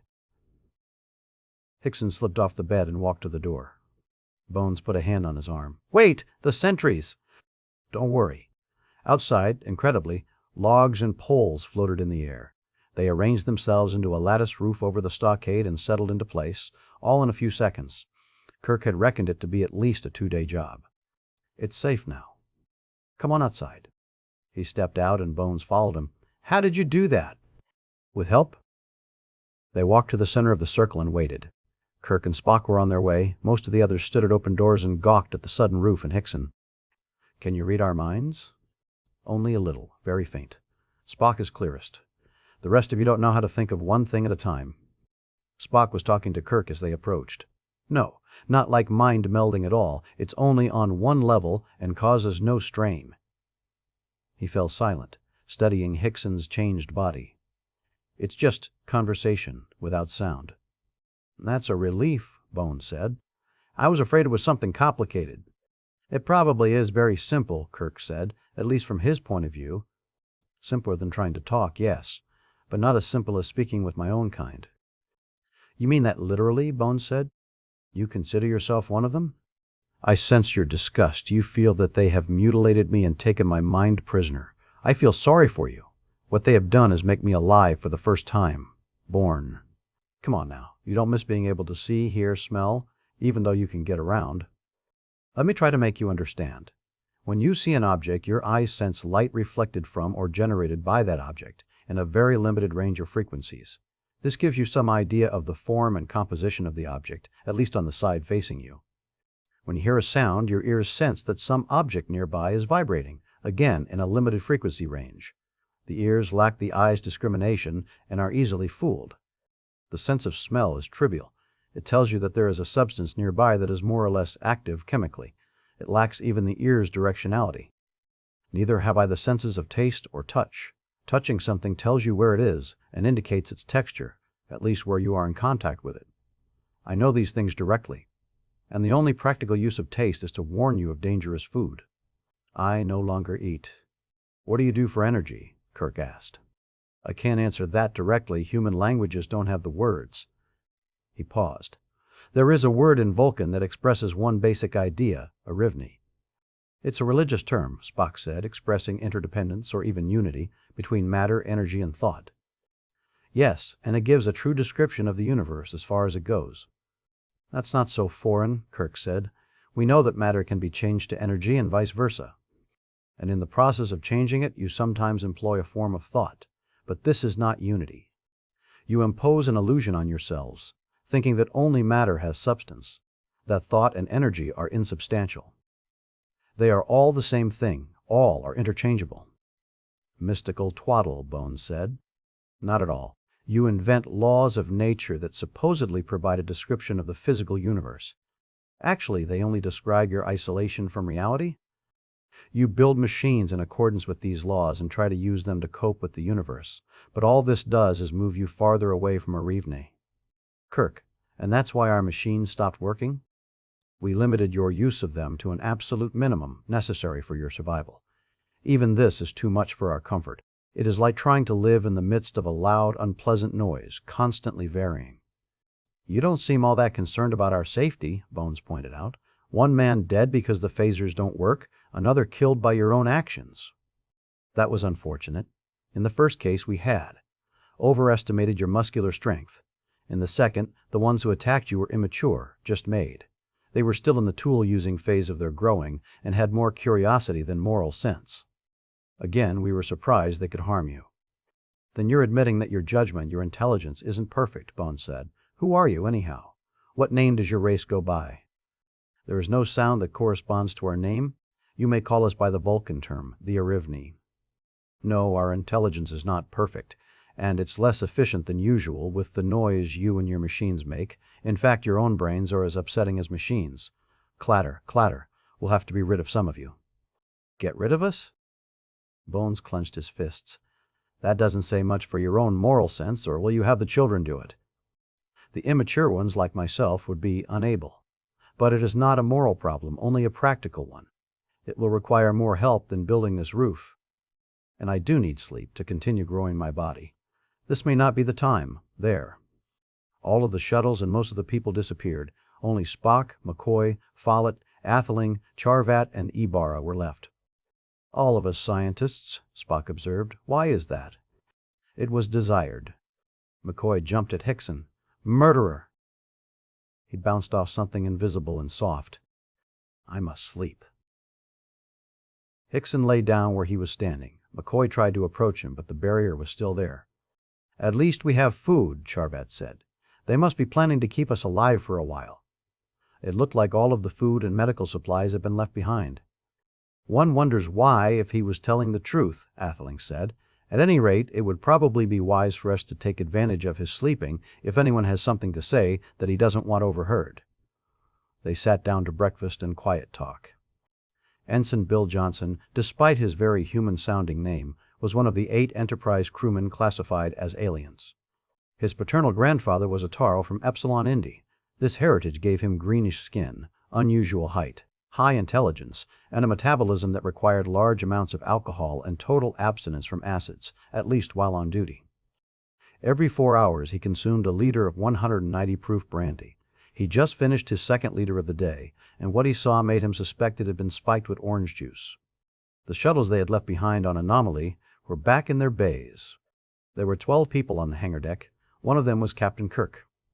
He unfolded his 2.5 meters from underneath the shuttle he was servicing and scrambled down a ladder to meet them. "Ensign Johnson, sir. Can I help you?" Probably not, Ensign. Carry on." A few seconds ago, they'd been standing in the stockade. Then everything dissolved in a shower of sparks, and here they were. They walked toward the turbolift like people in a trance. When Kirk and Uhura stepped out of the lift onto the bridge, Scotty went through 4 distinct moods in less than 30 seconds. He looked like he'd seen ghosts. He was elated that they were safe. He was worried about Spock, McCoy, and the others. He was relieved to step down from the CO's chair.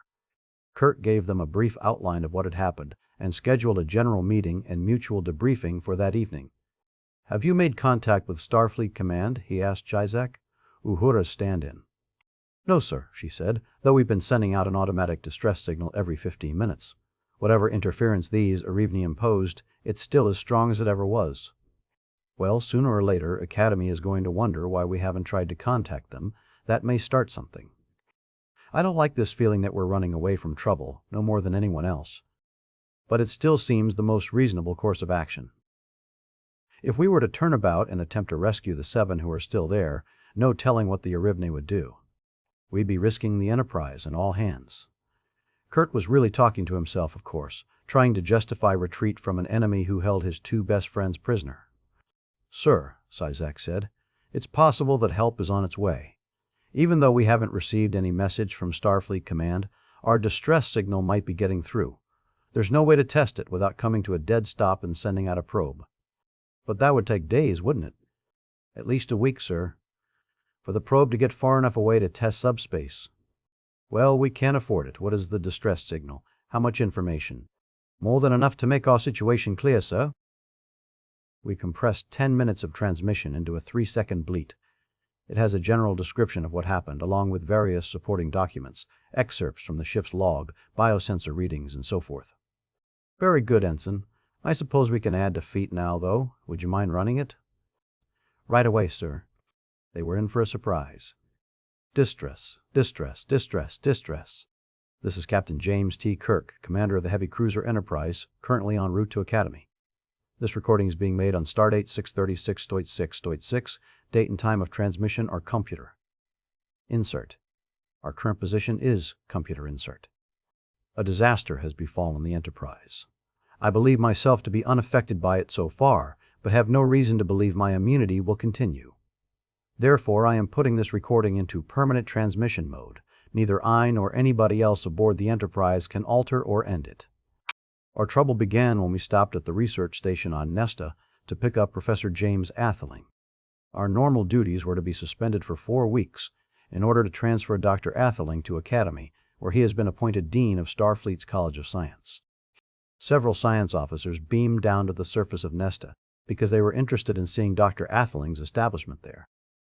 Uneluded were the 3 senior science officers, the chief surgeon, and 1 ensign, who had a professional interest in non-thermal sources of boson radiation. All 5, plus Dr. Atheling, were beamed up dead. No immediate cause of death was found, but we discovered too late that the bodies were carriers of some disease with both physical and psychic symptoms. The disease causes a protracted high fever, which has killed about 30% of the crew. Most of these were medical and transporter technicians. Those who survived the fever and other relatively minor physical symptoms fall victim to a uniform, highly detailed delusion. They all remember. A fantastic series of incidents involving an Earth-sized rogue planet inhabited by a race of superior telepathic humanoids. Even if such a planet could exist, it seems unlikely that we would have stopped there without making any record of the fact. Here is the only log entry for that day. Captain's log, stardate 613344. This is Captain James T. Kirk, Commander. The bodies of Spock, McCoy, Charvat, Follett, Ibarra, and Dr. Atheling have been placed in the biological stasis chamber for more thorough analysis on Academy. The consensus of opinion is that some manner of transporter accident killed them. Accordingly, we will not use the transporters until they can be tested under laboratory conditions. Lieutenant Commander Scott and several other people in engineering are very ill with a fever. Nurse Chappell has recommended a quarantine of the section if many more people come down with it. Morale in general seems very low. Both Spock and McCoy were well liked by the crew. Those who've fallen prey to the delusion believe that the ones who died on Nesta, or between Nesta and the Enterprise, are still alive and being held prisoner on the road planet. Please ignore any transmissions relating this story, even if they come from me. Further evidence, in the form of log entries and interviews with crewmen, those with the delusion and without, is here appended. Good God in heaven, Scott said, his brogue shocked completely away. I would bet any amount, Kirk said dryly, that the transmission is getting through. That's for sure, Uhura said slowly. But, Captain, it does tell us one reassuring thing. Always in the market for good news. It shows us a limit of their powers. They can plant a fake story in the computer, but not in our heads. I still remember what happened, and so do you. Scotty, did any of that happen according to your memory? Not a bit. Anybody? Nobody on the bridge. Kirk touched a button. Computer. Working, it said. I would like to reprogram the distress message recorded on stardate 636.6. Please erase. Won't work, Uhura muttered. This is contrary to my initial instructions. What difference does that make? This is cap recorded on stardate 636.6. Please erase. Captain, when you recorded the original message, you specifically instructed me to ignore any subsequent changes by you or any other crew member. Kirk reddened. Are you aware that I was not even aboard the Enterprise on stardate 6136.6? If you were not aboard, you could not have recorded the message, Captain. I detect human error. End it. Uhura, can you get at that message physically? Tear out the wiring? I wouldn't advise it, sir. It would. Can you? Yes, sir. Kirk realized he had risen half out of his chair and sat back down. I'm sorry, Lieutenant. What would it do? Sir, it would disable the entire system. No way to get to just the message? Programming rather than physically? I don't think so, sir. The Arivni fixed it so that there's an unbreakable loop. Captain, Sulu said, I almost hate to bring this up, but there's another possibility. The computer could be right. They all stared at him. If we did have the disease it describes, this is exactly the way we'd be acting. Kirk laughed. You're right, you know. Shouldn't be hard to check, though. A quick check showed that the crewmen supposedly dead of the fever were still alive. The shuttles they'd gone to Anomaly with showed evidence of the trip. Johnson complained about the burn streaks on Shuttle 1 caused by the brush fire. But everything in the computer's memory was consistent with its own story. They moved the briefing to the recreation area on Deck 20, so there would be room for all off-duty personnel. Over 200 showed up. Kirk and Uhura spent a half hour telling what had happened on Anomaly, and how the Arivni had subverted the ship's computer. I'm glad so many of you could come, Kirk said. I have a difficult decision to make, and would value various opinions, a consensus. Starfleet was not a democracy, of course, but there were some situations where the commander might be influenced by the commanded. It's not difficult to predict what will happen when we dock at Academy, this fabricated distress signal having preceded us. We'll be quarantined. And nothing we tell them about Anomaly will be of interest to them, except clinically, until they're convinced of the truth. How long the quarantine will last depends. If they beam someone aboard, we can show physical proof and perhaps be free within a few hours. I think it's more likely to be days. Weeks if they decide to call in specialists from other worlds. If the plagues were simply physical, transmitted by some organism, they would beam someone aboard in a protective suit, and that would be the end of it. Since it supposedly has psychic aspects, though, they're likely to be extremely cautious. I don't think we can afford the time. I think we ought to take a chance and go back. Murmurs. Belay that, please. Hear me out. I won't pretend there's no element of risk. We have only the vaguest idea of the limits to the Arivni's powers. But we do have reason to believe that they have respect for life, and that they can't influence your mind other than talking to you telepathically. Sir? A hand went up. Ensign Seek? Begging your pardon, sir, that seems to me a false assumption. That's Security Lieutenant. Hickson, someone supplied.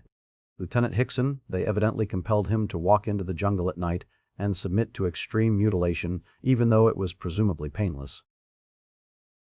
Hickson claimed to be happier that way, but I don't think I would be. There was a grumble of assent. I'm glad you brought that up, Kirk said, though he wasn't. I talked with Mr. Spock and Dr. McCoy about that last night.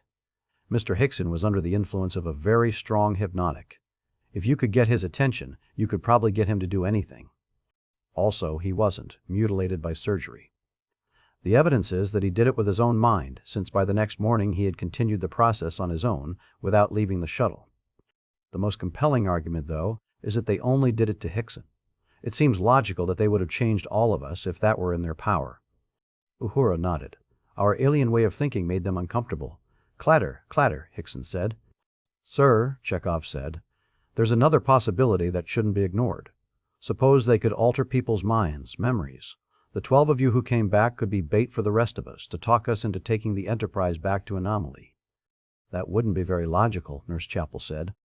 For one thing, Captain Kirk could simply turn the ship around without having to explain his reasons to anybody. For another, they had the Enterprise for 2 days, if they'd wanted it, and if they could do anything with it besides meddling with the computer. Captain. Lieutenant Commander Burrito, Chief of Security, stood up. I know I speak for all of my people. We must go back. We can't abandon those 6 men and women to Hickson's fate. And we can't ignore the fact that they allowed 2 of our men to die, when it was within their power to prevent it. Thank you, Mr. Burrito. Kirk tried to choose his words carefully.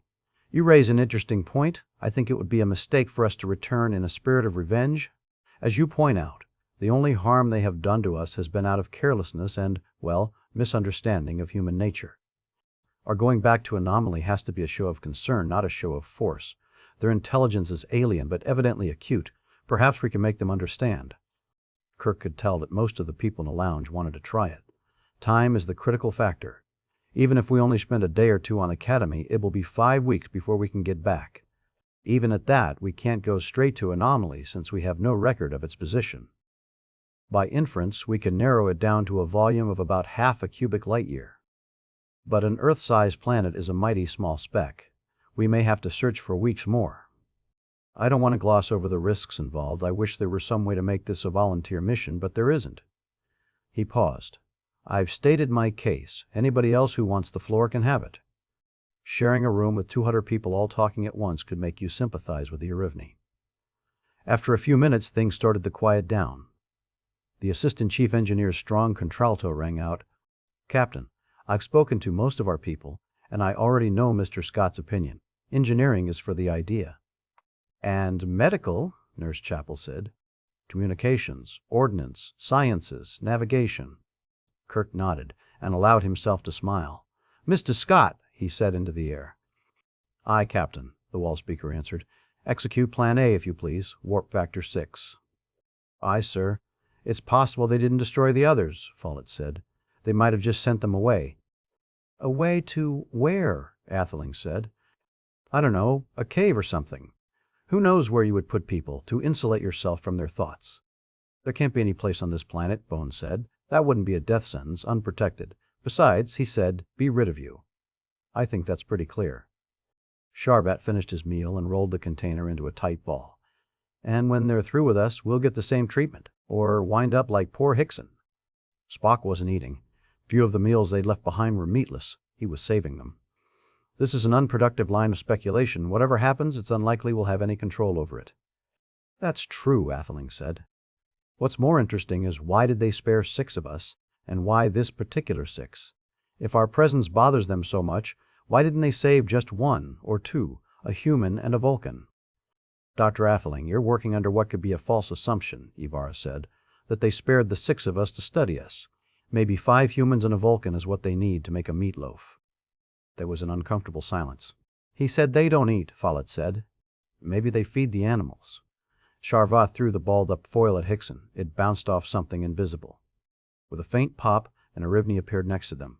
It was slightly larger than the one they'd captured, and its hair was long and silky, red mixed with white. It looked at them, and all 5 humans winced with a sudden blinding headache. It turned away quickly, and the headaches were gone. Very interesting, Spock said. Bones was kneading his temples. What? You could understand that? Only a little through the pain. In a way, it apologized. It's going to wake up Hickson and talk to us through him. Hickson stirred and sat up. The hair on his body was noticeably longer. He yawned. A shock, his tongue was gone, and faced the Arivni. The new one's voice was different. It made a cold feeling in the brain. I have been nearby, and was listening to your discussion through this one as he slept. I want to reassure you. Your friends should be safe. With considerable effort, we sent them back to your vessel. It is extremely far away and moving very fast, so we can't be perfectly sure. However, this one described to us the room with the largest volume inside the vessel, which gave us a place to aim for with reasonable confidence. Suppose you missed, though, Sharvat said. What happened to the people? They are somewhere near the vessel, within a few thousand of your kilometers, almost certainly dead. You can send them there, but you can't tell whether they made it, McCoy said. True. This is because the vessel is receding from us. If it were approaching us or stationary, we could contact them the way we are speaking to you. You could reassure us even further, Atheling said, if you would tell us why we're being held here, and why us rather than some other. You are being held here for study, not food, as one of you suggested. Why us? Atheling repeated. That is not important to you. Why would you want to study us in the first place? Spock asked.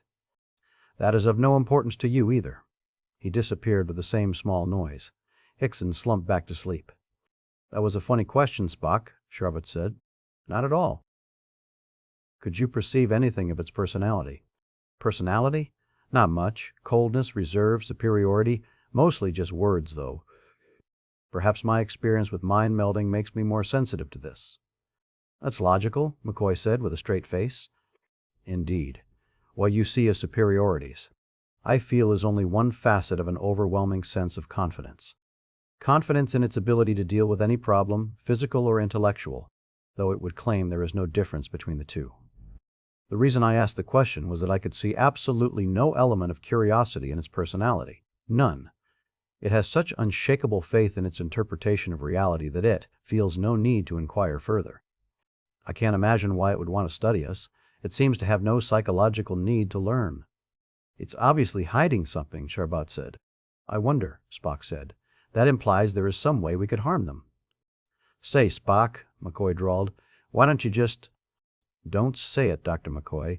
I don't think they can read our minds unless we focus our thoughts by speaking. You know what I was going to say, though. Yes. It is worth trying when the opportunity presents itself. Right now we should talk of anything else. Did you know that the Arivni concept of the interdependence of thought, matter, and energy has a counterpart in human physics? Do tell. Bones pretended to stifle a yawn. Yes. It begins back in the 20th century with Schrödinger's cat, a paradox introduced to demonstrate a flaw in the application of conventional ideas of causality to quantum mechanical situations.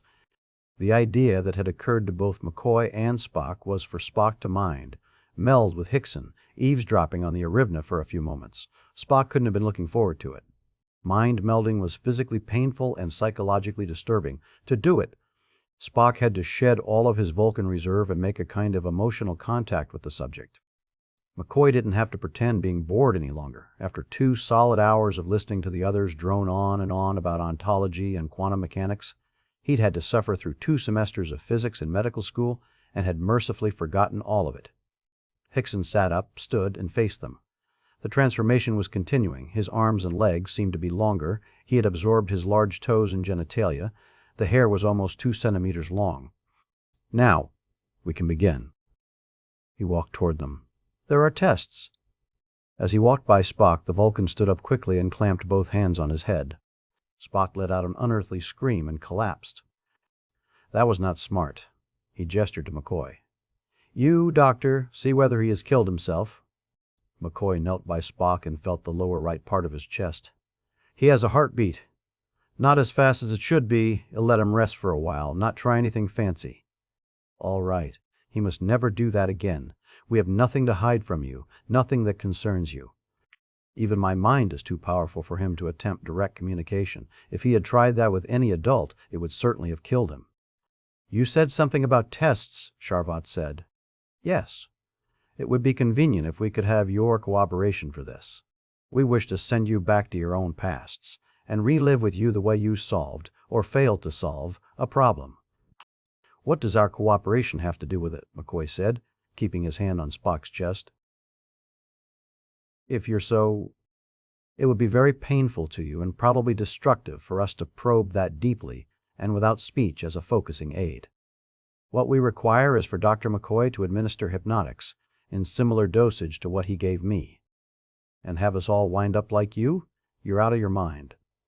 There is no chance of that. We needed one human as a communication liaison.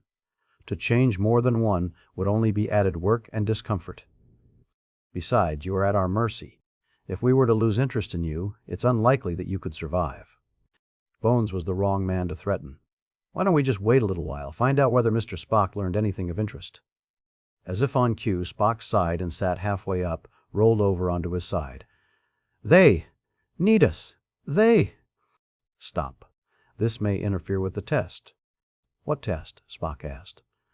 Hickson explained briefly. You may be correct, Spock said. I'm willing to wait. You mean you think we should go through with it? McCoy said. Let them be in total control? Don't worry about this. We would not change another human even if you desired it, as you should. From what I saw, Spock said, he's telling the truth. This test, this regression, may not be particularly pleasant, but they won't tamper with anything but our memories. All right. McCoy went to the supply pile and brought back the bottle of pills and some water. Who's first? He asked Hickson. Mr. Spock will be first. Bones scratched his chin. Is this going to work? I don't even know how much to give you. The usual human dosage should be sufficient. I have a certain amount of control over my metabolism, as you know. He tried to think of something sarcastic to say. Sure. Spock took the pills, leaned back, and closed his eyes. Spock. The action in this scene is taken from Amok Time in Star Trek III, Bantam, 1969, adapted by James Blish from the original Star Trek script by Theodore Sturgeon. It was a relief to be away from the cool, damp air and light gravity of the Enterprise, to be back on Vulcan. But that pleasure only registered in one small corner of Spock's mind. He was in the grip of Pon Fair, the time of mating. He stood with Kirk and McCoy at Kunut Kal Iffi, the place of marriage and challenge. His family had used it for 100 generations, long enough for wind-blown rain and scouring sand to soften the edges of the great stone blocks that defined the circular arena. Some had shifted from their upright position or even tumbled over, but tradition forbade repair. The chiseled inscriptions on the rocks had faded to illegible dimples. The sky was a blue so pale it was nearly white, the brilliant sun almost overhead. A hot, never-ceasing wind blew stinging sand. In the center of the circle, 2 stone arches made a rough temple over an open fire pit.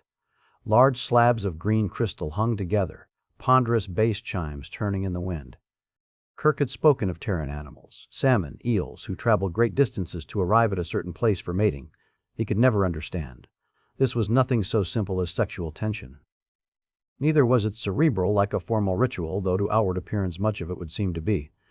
The Ponfar transcended body and brain. It was a bond of Ka, for which no human word could exist. To deny it, to always be somewhere else when Ponfar came upon you, eventually meant death, and death was only the least of what it was. At the age of 7, Spock had been bound to T'Pring, his future mate, in a process similar to mind melding. Although hundreds of light years had separated them for most of their lives, the Ka remained, unattenuated by space or time. It was a passive link, unnoticed by either until Portfar approached. Spock resisted a few cycles, but finally it would not be denied. Spock was drawn to Kunut Kal Ifek as a dropped stone is drawn to Earth. Traditionally, a Vulcan male brought his 2 closest friends to stand Ponfar with him. Their historic function was similar to that of seconds in a duel, because in ancient days, when Vulcans had been less gentle and rational, males fought for their mates, fought to the death. This would happen whenever the female declared Ka if far, a rejection of her parents' choice. She would name her own choice of a mate. The one who left the arena alive would be her husband. The forms were retained, even to the use of ancient weapons in the ceremony, but blood was rarely spilled. The couple would go ahead with the ceremony even if one or both of them desired a different mate. Once the ceremony was over and the Ka dissolved, they would go to a council of elders who would reluctantly grant an annulment. It was not as bad as Ka if far, which was technically legal, and still happened on occasion, but it was a terrible breach of tradition, with permanent social consequences. Spock had had no close Vulcan friends since leaving the planet for Academy, so he chose Kirk and McCoy to stand with him. The probability that they would have to fight was vanishingly small, a good thing, since they would be handicapped by the higher gravity and their unfamiliarity with the antique weapons. Barely audible, then growing stronger, a musical tinkling overlay the booming sound of the chimes. A small procession of Vulcans approached the arena. One, borne on a litter, was an old woman named T'Pau, one of the most powerful figures in Vulcan politics. Even Kirk recognized her. Beside her walked Speck's bride, T'Pring, beautiful by the standards of either Vulcan or Earth. 2 male Vulcans followed her, the second a short, muscular man carrying a Vulcan war axe. 2 others carried ceremonial frames hung with dozens of tiny bells. The rest of the procession walked slowly behind them. The men carrying the litter lowered it, and T'Pau stepped from it with easy grace. Spock left the 2 humans and walked up to one of the large jade chimes. He struck it with a stone mallet, and the deep boom was answered with a shaking of the ceremonial frames. T'Pring sat on a carved rock at the temple archway. T'Pau stood with her back to her, in front of the temple. T'Pol thrust both arms into the air. Spock bowed before her. She placed hands on his shoulders in benediction. She stared at the 2 humans. Spock: "Are our ceremonies for Outworlders?"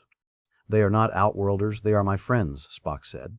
"I am permitted this. Their names are Kirk and McCoy. I pledge their behavior with my life." "Very well." She turned to the entourage, gathered in a line facing the temple, and said the word that would start the ceremony. Ka if Fi. The small bells answered her. Spock turned to sound the wind chimes again, but suddenly his bride Tring jumped up and shouted, "Ka if far!" The challenge. The onlookers gasped with surprise. Not a common thing among Vulcans, and Spock's lips moved, repeating the word silently. A change came over him. Panting, Spock watched T'Pring with slitted eyes. She walked toward him with a contemptuous half-smile, took the stone mallet from his grip, and tossed it aside. She turned her back on him and moved into the arena. The Vulcan with the axe stepped forward, testing its edge with his thumb. "Hey, "What's this?" McCoy said. "If there's going to be hanky-panky, see." "All is in order," T'Pau said. "She chooses the challenge." "What?" McCoy pointed at the man with the axe. "With him?" "No.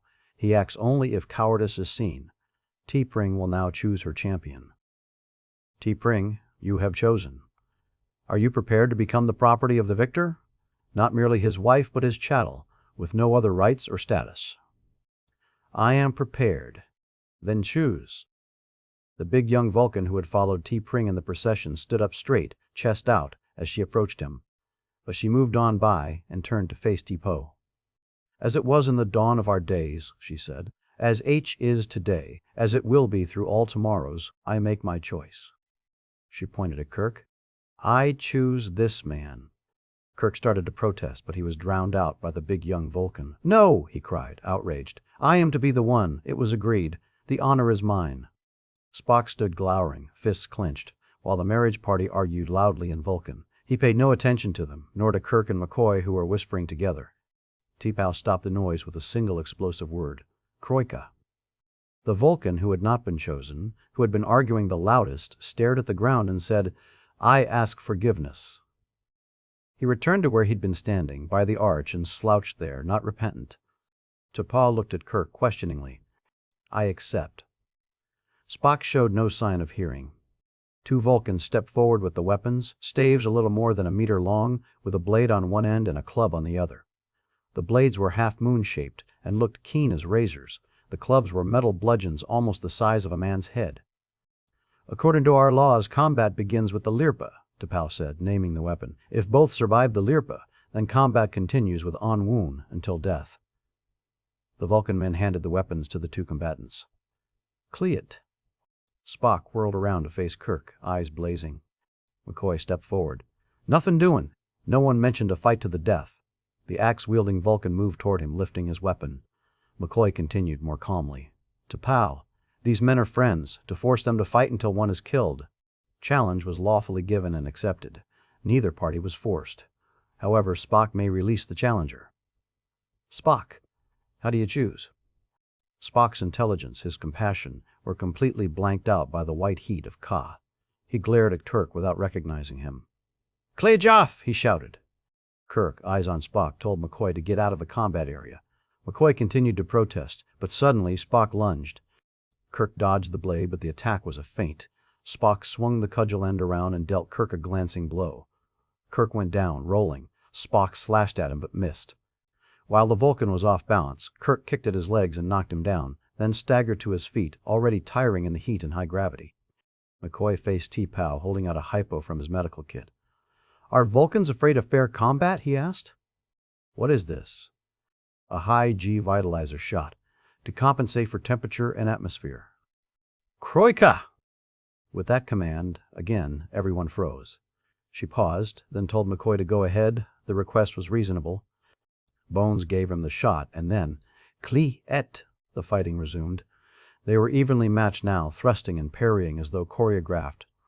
Suddenly, the two men crashed together, each grabbing the other's weapon wrist, locked in a contest of brute strength. Spock won. Kirk's lirpa spun to the ground, and Spock leaped to stamp on it, breaking the fragile blade. He kicked it away and advanced on his captain, blade raised for the kill. "Spock!" McCoy yelled. "No!" The Vulcan made no sign of hearing him. But Kirk surprised him. A feint, then a rapid karate chop, and Spock's own weapon whirled away. Kroika. T'Pau stopped the first phase of the contest. They had survived the lirpa. The on woon would determine the victor. A weapons attendant brought them 2-meter-long leather strips with handles. Kirk looked at it, puzzled. "A strip of leather, is that all?" While T'Pau was explaining to him that the on woon was the oldest and deadliest of Vulcan weapons, having both short-range and long-range functions. Spock picked up a jagged rock and looped the strip into a sling and flung the rock at Kirk's chest. It struck, and the crowd murmured surprise. A Vulcan would have dodged it. Kirk fell, but staggered back to his feet. Spock moved in and whipped the on one around his legs, bringing him down again. That was it. Spock coiled the leather strap around Kirk's neck and pulled it tight, garroting him. Kirk plucked feebly at the weapon. His eyes bulged and his face turned scarlet. Then he went limp, dead. "Troika." The contest was over. McCoy's voice was flat, bitter. "Get your hands off him, Spock." It's finished. He's dead. That moment the car broke. Spock was Spock again. The paw and McCoy were talking, but Spock didn't hear. The one man in the universe he could call friend lay dead at his feet. Spock knew that he hadn't killed Kirk. Ka had done it, with Spock a helpless intermediary. It didn't help. No. Kirk dead? No. Is it possible for a Vulcan to lose his sanity? For a few moments the human side of him plunged into suicidal grief. Warred with the stoic Vulcan aspect, remorseless logic would absolve him of guilt. Nevertheless, if he were not punished for this, who would be? McCoy was talking into his communicator. Oh, stand by for landing party to beam up. He turned to Spock. Strange as it may seem, Mr. Spock, you're in command now. Any orders? I'll follow you in a few minutes. Instruct Mr. Chekhov to plot a course for the nearest base, where I must surrender myself to the authorities. McCoy gone, Spock asked T'Pring why she had forced him to fight and kill Captain Kirk. It was because she'd wanted Stan, the big Vulcan who had been so outraged at not being chosen her champion. With Spock and Kirk fighting, she would be assured of having Stan, no matter who won. Spock commended her on her logic. To Stan, he said, after a time, you may find that having is not, after all, so satisfying a thing as wanting. It is not logical, but it is often true. He kept his self-control long enough to say goodbye to T'Po and be beamed up. When he was finally alone, on the turbolift from the transporter room to sickbay, he began to weep uncontrollably. He was back on Anomaly, lying on the ground, curled into a ball. He wiped tears off his cheeks and looked up at Hickson. "Why did you choose that particular incident?" he asked. Nothing could have been less characteristic. As he spoke, he remembered the rest of it. Kirk hadn't died. The high-G vitalizer Dr. McCoy had given him was actually Renoxylene D, which had put Bunn in a coma so deep he had appeared to be dead. We are not interested in the Vulcan side of you. There is nothing you can teach us about logic. Quickly now, the next, Dr. McCoy. McCoy and the others were on the other side of the circle, lashing together a sort of a lean-to, as a privacy barrier for the portable head that had been left with the other supplies, building it with the stakes Atheling had dutifully sharpened to put in the moat. They may have chosen this opportunity in order to spare themselves the inevitable argument about the logic of modesty in the present situation. McCoy crossed over. That took quite a while, Spock. How long? Almost 2 hours. He looked closely at Spock. Your face is dirty. Spock rubbed at his cheek and nodded. Real time, then. That's about how long the incident took. You will take the pills, Doctor. He hesitated. What should I expect, Spock? I don't know. I suspect it will be psychologically painful, emotionally painful. But you think it's worth it. Believe me, Doctor. From what I saw, even death would be a reasonable proposition. He swallowed the pills and sat down, waiting for them to take hold. McCoy let himself into the apartment and shouted hello to Honey and Joanna, who were back in the little girl's bedroom. He changed out of his hospital whites and mixed himself a strong bourbon and water. It had been a hard day, an ordinary day. He went to the newspaper machine and punched up World News, Editorial and Feature, and Comics. The machine chuckled for a moment and disgorged about 50 sheets of paper. Settled in his favorite chair, he finished the comics and most of the features before he noticed that Honey and Joanna were still in Joanna's room. Strange. Anything wrong in there? Well, be out in a minute, Honey answered. What are you doing? No answer. Bones shrugged mentally and went on with his paper. After a few minutes, Honey and Joanna did come out, but not as far as the living room. They stopped in the hall, and Honey put down 2 of the 3 suitcases she was carrying to palm the door open. Hey, McCoy said. What are you doing? Honey faced him. Leaving. What? Goodbye, Leonard. Joanna looked terrified, holding her small suitcase against her body like a shield. Wait. The papers scattered as McCoy levered himself out of the chair. Just leaving? Just like that? Now, Leonard. Now, hell, you can't. Joanna. Go back to your room and make sure there's nothing you missed. But, Mommy, she squeaked, we did that already. Go check one more time. She glared at McCoy as the little girl ran back down the hall. Now, would you please explain? You don't need any explanations. My lawyer will be in touch with you. Clear up the... Is it too much trouble to ask why? She walked 2 steps toward him and stopped and said in a loud whisper, I'm not happy. She's not happy. You're not happy. Do you want me to get more specific? I always loved your sense of drama. No, I don't want you to be specific. I want you to be sensible. Stop acting like a... When was the last time you made love to me? That stopped him for a second. We've covered this territory before. March 3rd. I marked it on the calendar. Now you listen. That's over 3 weeks, Leonard. I'm not made of stone. She was crying. That made McCoy even madder, and then mad at himself. For Christ's sake, you know what the hospital's been like the past 3 weeks? 3 months? You're lucky I even... That's just the point, Leonard. She dabbed at tears with a balled-up handkerchief. We shouldn't have gotten married in the first place. There's no room in your life for a woman, for a wife and family, nothing but your precious emergency room and your 14-hour days. I can't make you feel important, so I'm not important to you. That's very good. Did you make that up yourself? You're a cold, heartless man, she whispered. Joanna, we'll talk about this tomorrow, after you've had a chance to cool down. Oh, no, we won't. Joanna ran up and hid behind her mother. We do still have 3 years on our contract. Have you forgotten? Tell it to the lawyer. She palmed the door, and it slid open. Are you taking the flyer? We're not taking anything of yours. Except Joanna, McCoy thought. Can I drop you on somewhere? No. Our ride's waiting. Hell, take us to my sister's. That's interesting. Nothing that would interest you. He watched them go down the steps, resisting an absurd impulse to help with the suitcases.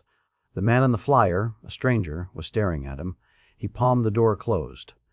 He wandered around the house for a while, feeling numb. He sat down at the prescription machine in his office and almost punched up a sleeping pill. He went into the kitchen and poured some straight whiskey into a glass, then poured it into the sink. He toyed with the idea of throwing the glass into the sink, to hear it break, but didn't. In the living room, he picked up the scattered papers and stacked them neatly. An advertisement caught his eye. Space for a few. A representative of Starfleet Command, United Federation of Planets, will be interviewing prospective applicants for Starfleet commissions tomorrow from 9:30 a.m. to 5:30 p.m. at the Jackson Mall. Openings exist for trained personnel in the following specialties: alien anthropology, medicine, MD only, astronomy per morphology, biology SP, recreation xenobiology, tachyon engineering, catastrophics, transporter technology, chemical engineering weapon systems, discretion theory, xenolinguistics, environmental systems. Unmarried people under the age of 40 may apply. Initial rank commensurate with trainee and experience. Unmarried, McCoy thought, that's an interesting word. Can be either an adjective or a verb. Honey is going to unmarry me. He put the stack of paper in the tray on top of the newspaper machine and pressed the RE cycle button. It sucked the paper into a slot and growled for a few seconds. His shift didn't start until 11 tomorrow. Jackson Mall. That would show the bitch. Spock helped him up. That didn't take very long. No. McCoy was groggy with the drug. Glad. Strong stuff. You want to? Sharon Follett. You want to tell me what this is all about now? He asked Spock. After you administer the drug. McCoy gave her the pills and watched her fall asleep. Moved away. So, you said it might be worth dying for? Yes. It could be that the fate of all races in the Federation is in the balance. There is an association of races in the Sagittarius arm, which he calls the Irapina. Like the Irivni, they are telepathic. Unlike them, they are emotional and belligerent. The Sagittarius arm is pretty far away. True. But they are coming in this direction. They have been for 1,000 years. They intend to conquer or destroy everything in their path, and so far they have an enviable record of success. And they're almost here? No. Their main forces won't arrive for another 1,000 years. But they are in telepathic contact with the Irivni and are in the process of deciding whether it would be worth sending an advance party ahead to test them out. It's very expensive in terms of energy. Sending scouts ahead, essentially, it would delay their invasion by more than 100 years. What? Are they immortal? To all practical purposes. Immortal, but caught in adolescence, emotionally, very dangerous. Good God, I wish Jim was here. You may find your wish fulfilled soon. They have turned the Enterprise around and are returning. Sharon Follett was forced to relive the sad and painful time when she had to choose between having a baby and staying in Starfleet. She had an abortion. Andrei Sharvat went back to Academy days, to a morning when he woke up to find that his roommate had committed suicide. Sharvat, as had been required by law and custom, had reported the lad for cheating the day before. Rosalie Ibarra relived the most terrible hour of her life. 10 years old, she had decided not to go on a picnic. Her parents, tired of cajoling her, packed up the rest of the family and left. She watched the flyer as it rose to about 100 meters altitude, then inexplicably tumbled to the ground, crashed, and burst into flame. It was 15 years before she stopped blaming herself for her family's death. When Hickson finished with Atheling, he promptly stretched out and went back to sleep. Atheling was pale, trembling. Sharon Follett put an arm around his shoulder. "Pretty bad, Jim?" "Yes. Ern, do I have to talk about it?" The others had. "It could be useful," Spock said. "The Arivnid don't seem anxious to elaborate on their plans. Any datum may help." Well, as with all of us, it involved guilt, but there was nothing especially dramatic about it. When I was an undergraduate, I worked in the mathematics department part-time. I had a scholarship, but it didn't cover all my living expenses. So I'd come in a few days a week and type, sweep up, whatever. I was carrying a waste paper basket to the recycling room toward the end of my second year. On the top of the paper was a handwritten first draft of the final exam for a course I was taking. Theory of differential equations. I wasn't doing very well in the course, so after struggling with my conscience for about 1/10 of a second, I snatched up the sheet and stuffed it in my pocket. The exam was just a couple of hours away, but that was long enough for me to cram enough specific information into my brain to assure that I'd get a perfect paper. And I did. But mine was the only perfect paper, by a long shot. I was sure the professor and the class knew I'd cheated, but nothing ever came of it, except that I spent the whole summer becoming an expert on the subject, to assuage my guilt and make sure nobody ever caught me in my ignorance. He hunched his shoulders. It's interesting that the Arivni picked that incident. Objectively, it's a pretty trivial thing. But I have, and had then, rather inflexible ideas about honor. That one piece of deception has nagged at me for 40 years. "It seems to have gotten all of us where it hurts the most," Sharvat said. "True." He looked at Spock. "Can I be let in on the secret now?" Spock told him about the threat of the Irapina. "One wonders, though," Atheling said, "what these various tragedies of ours have to do with their handling the invaders. What are we showing them?" "I think the key is not tragedy, but decision. In our sense of the word, an Irvini never has to decide anything. With any problem, there is only one best course of action. Perceiving it is the same as implementing it. Yet they know that the Irapina are faced with a decision, whether to send an advance guard here, to test them, and it could be that they want to experience the decision-making process, at least second-hand." Atheling nodded. "And to make the most of it, they searched our memories for the one that had affected each of us most strongly." The red-furred Arivni appeared then, its back to them. Hickson woke up and said, "That is essentially correct as far as it goes. We will repeat the process soon, to a different end. Before that, though, it has been decided that you should know more about the problem. Since your thought processes are similar to those of the Irapina, your reactions may provide us with new information. They are a formidable enemy. This is how they would appear to you." An opaque cloud of vapor coalesced in front of them, and gradually took on solid form. Bones summed it up, ugly son of a bitch. He was putting it mildly. It was something like a cross between a huge insect and a centaur. It stood on 4 massive legs, intricately jointed, covered with shiny black chitin. Its egg-shaped body was shiny brown, mottled with green and blue. A thorax rose from the front, covered with black bristles, supporting 2 arms and a head. The arms were strangely articulated, mechanical-looking things that ended in clusters of writhing tentacles rather than hands. One arm was twice the size of the other and had a hooked claw at each of 4 elbows. The head was triangular, with eyes that looked like 2 clusters of pale red salmon eggs. The mouth was a small hole, through which a slender black tongue occasionally darted. It was about the size of a large horse. A thick barbed tail, like that of a scorpion, curved under its body. "It's immortal?" Atheling asked.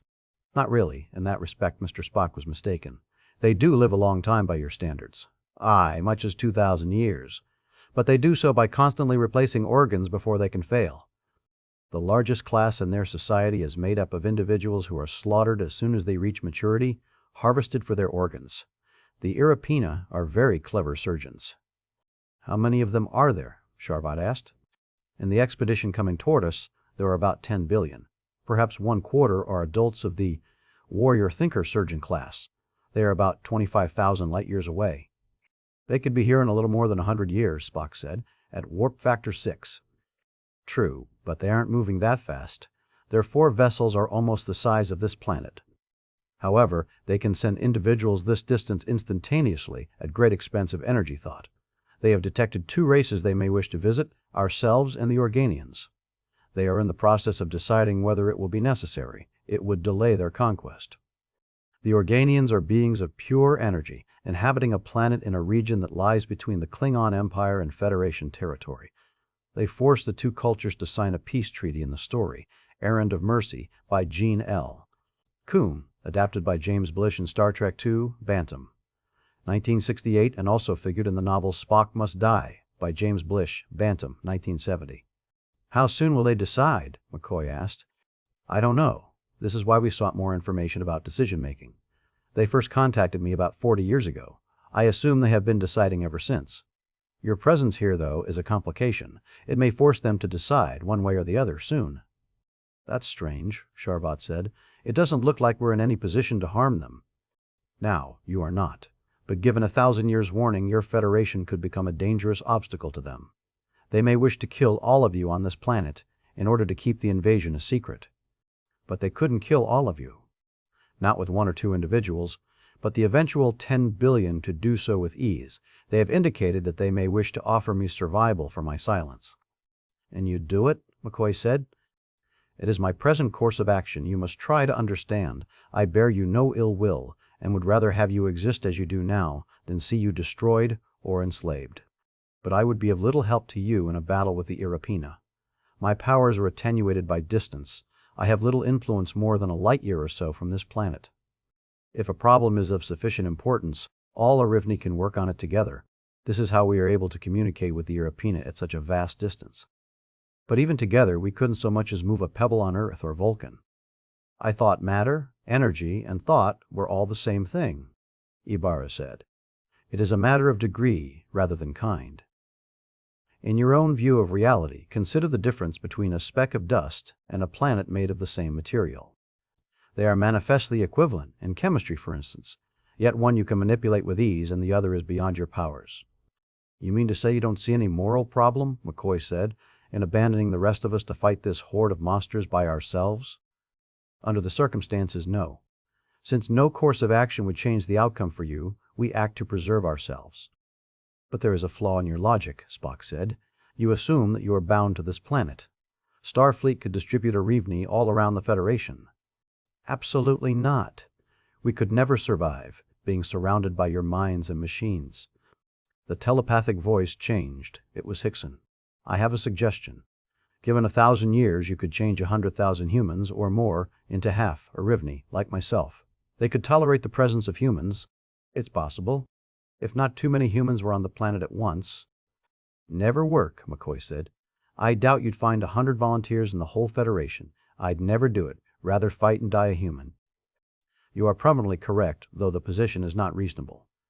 Rest now. I'll return shortly. It disappeared. The image of the Irapina faded slowly. Hickson went instantly back to sleep. The 6 humans sat in stunned silence. There's one thing we ought to consider, McCoy said. It could be lying to us, to shock us into cooperation, or maybe just to observe our reactions. That's not impossible, Spock said, but nothing it told us was inconsistent with the impressions I got in mind. Of course, those impressions would be accessible to it. If it were lying, it shouldn't be difficult to stay consistent. Besides, Ibarra said, that creature it showed us seemed so unlikely, like a made-up nightmare. Follett shook her bead. That doesn't mean anything. I've seen stranger animals. From a xenobiological viewpoint, the Arivni are stranger than this Irapina. And in the long run, Spock said, possibly as dangerous. Chekhov looked up at the captain. We're here, he said simply. They had arrived at the volume of space that they knew contained anomaly somewhere, a needle in a hayfield. Sensors to maximum, Kirk said mechanically. We'll begin quartering. Commence Lissajou's course. They might find them immediately. It might take as long as 2 months. Once the course was established, Kirk stood up. Mr. Sulu, please take the bridge. Lysander to Enterprise. The face of an angry black man appeared on the main screen. Respond! Kirk sat down and punched a button. This is the Enterprise. Go ahead. The man didn't seem to hear. He turned away from the screen. Mr. Delacroix, Prepare to fire a torpedo over their bow. He turned back to face them. Lisandette to Enterprise. If you continue this evasive maneuvering, I shall be forced to take action. Captain, Uhura said. They're on EM, not subspace. Her fingers stabbed at the buttons on the emergency override panel. Use Channel B. Lysander to Enterprise, he was shouting. This is the Enterprise. Captain James Kirk commanding. He held up a hand and looked to his left. Belay that. I am Captain Mohammed Tafari, commanding the destroyer Lysander. Please explain why you haven't responded to us before. Our subspace radio is out of order, Captain. How long have you... We received your distress signal clearly enough. If this is some kind of a trap, we can send, but not receive. I'm sorry, Mr. Kirk. My communications officer has assured me that that is not possible.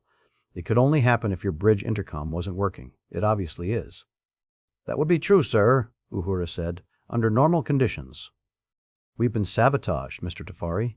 Our computer subverted, programmed with a false message that we can't override. There is no plague. The people supposedly dead are still alive. Tafari looked at him for a moment. Show me your first officer, then, the Vulcan. And your chief surgeon. I'd like to talk to them. I have pictures of them. They aren't here. They're being held captive on the planet. I understand. He shook his head. Captain Kirk, I hereby place you and your entire crew under medical detention. Your commission is temporarily revoked. From this moment, I am in command of the Enterprise. You have orders to this effect? Yes, I do. They have been transmitted to your computer. The Lysander will tow the Enterprise to Academy, where a team of specialists will analyze and treat the Nesta plague. I must warn you that anyone who attempts to beam aboard the Lysander will be destroyed on sight. And I assume that none of you will beam aboard the Enterprise to verify my... That is correct. My orders preclude any physical contact. Also, I am to minimize communications with you, on the chance that the psychic aspect of the disease could be transmitted that way. So I order you to shut down your engines. We will approach for tractor contact. Kirk was somewhat nettled. Not until I read the orders, Captain Tafari. 3 minutes. The screen went black. The orders did command that Kirk give up the Enterprise temporarily.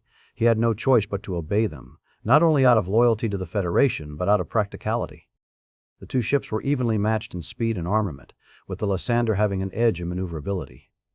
Enterprise to Lysander. Tafari's image appeared. Well, everything seems to be in proper form. We will allow you to approach, but under the protest that... Tafari cut off the communication in mid-sentence. Not very polite, Uhura said. He's probably not too enthusiastic about the mission, Kirk said. Nursemaiding. Spock. To 10-year-old Spock, Earth was physically uncomfortable but endlessly fascinating. His mother Amanda had brought him back to her own home planet, ostensibly to visit relatives, perhaps to leaven the austerity of his Vulcan upbringing. Minneapolis, St. Paul, Hennepin was a vast urban complex, some 4,000 square kilometers of housing, parks, shopping areas, schools, and factories. Nothing remotely like it existed on Vulcan. It was doubly strange because they were visiting in Whiter.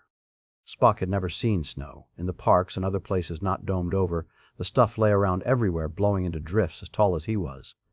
While Amanda visited her sister Doris, Spock tried to play with his cousins, Lester and Jimmy. He'd been discouraged from unstructured play for half his life, and had difficulty with the idea of pretending. He was also, like all Vulcans, very sensitive to cold, and could only stay outdoors for short periods, even bundled up like a mummy. Still, the child is father to the man. The curiosity about the physical universe that would be the adult Spock's main driving force was already very strong.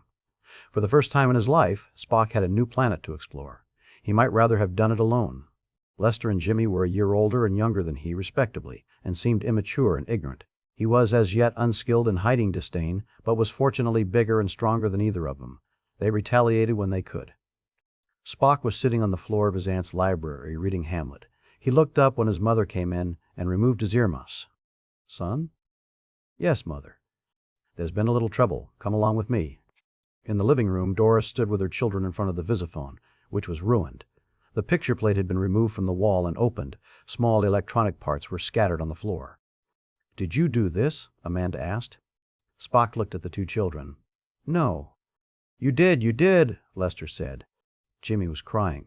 We was outside. Doris chewed on her lower lip.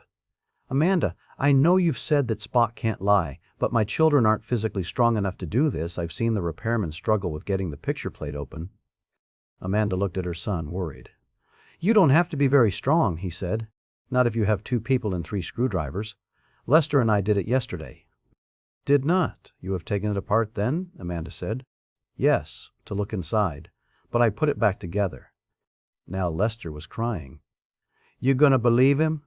Shush now, she said gently, and gave Amanda a pleading look. But Spock is so curious about everything. Never untruthful. Obviously, he showed the boys. We didn't do it, Lester shrieked. I promise. Jimmy echoed and elaborated. Cross my heart, I promise. Doris covered her eyes with her hand.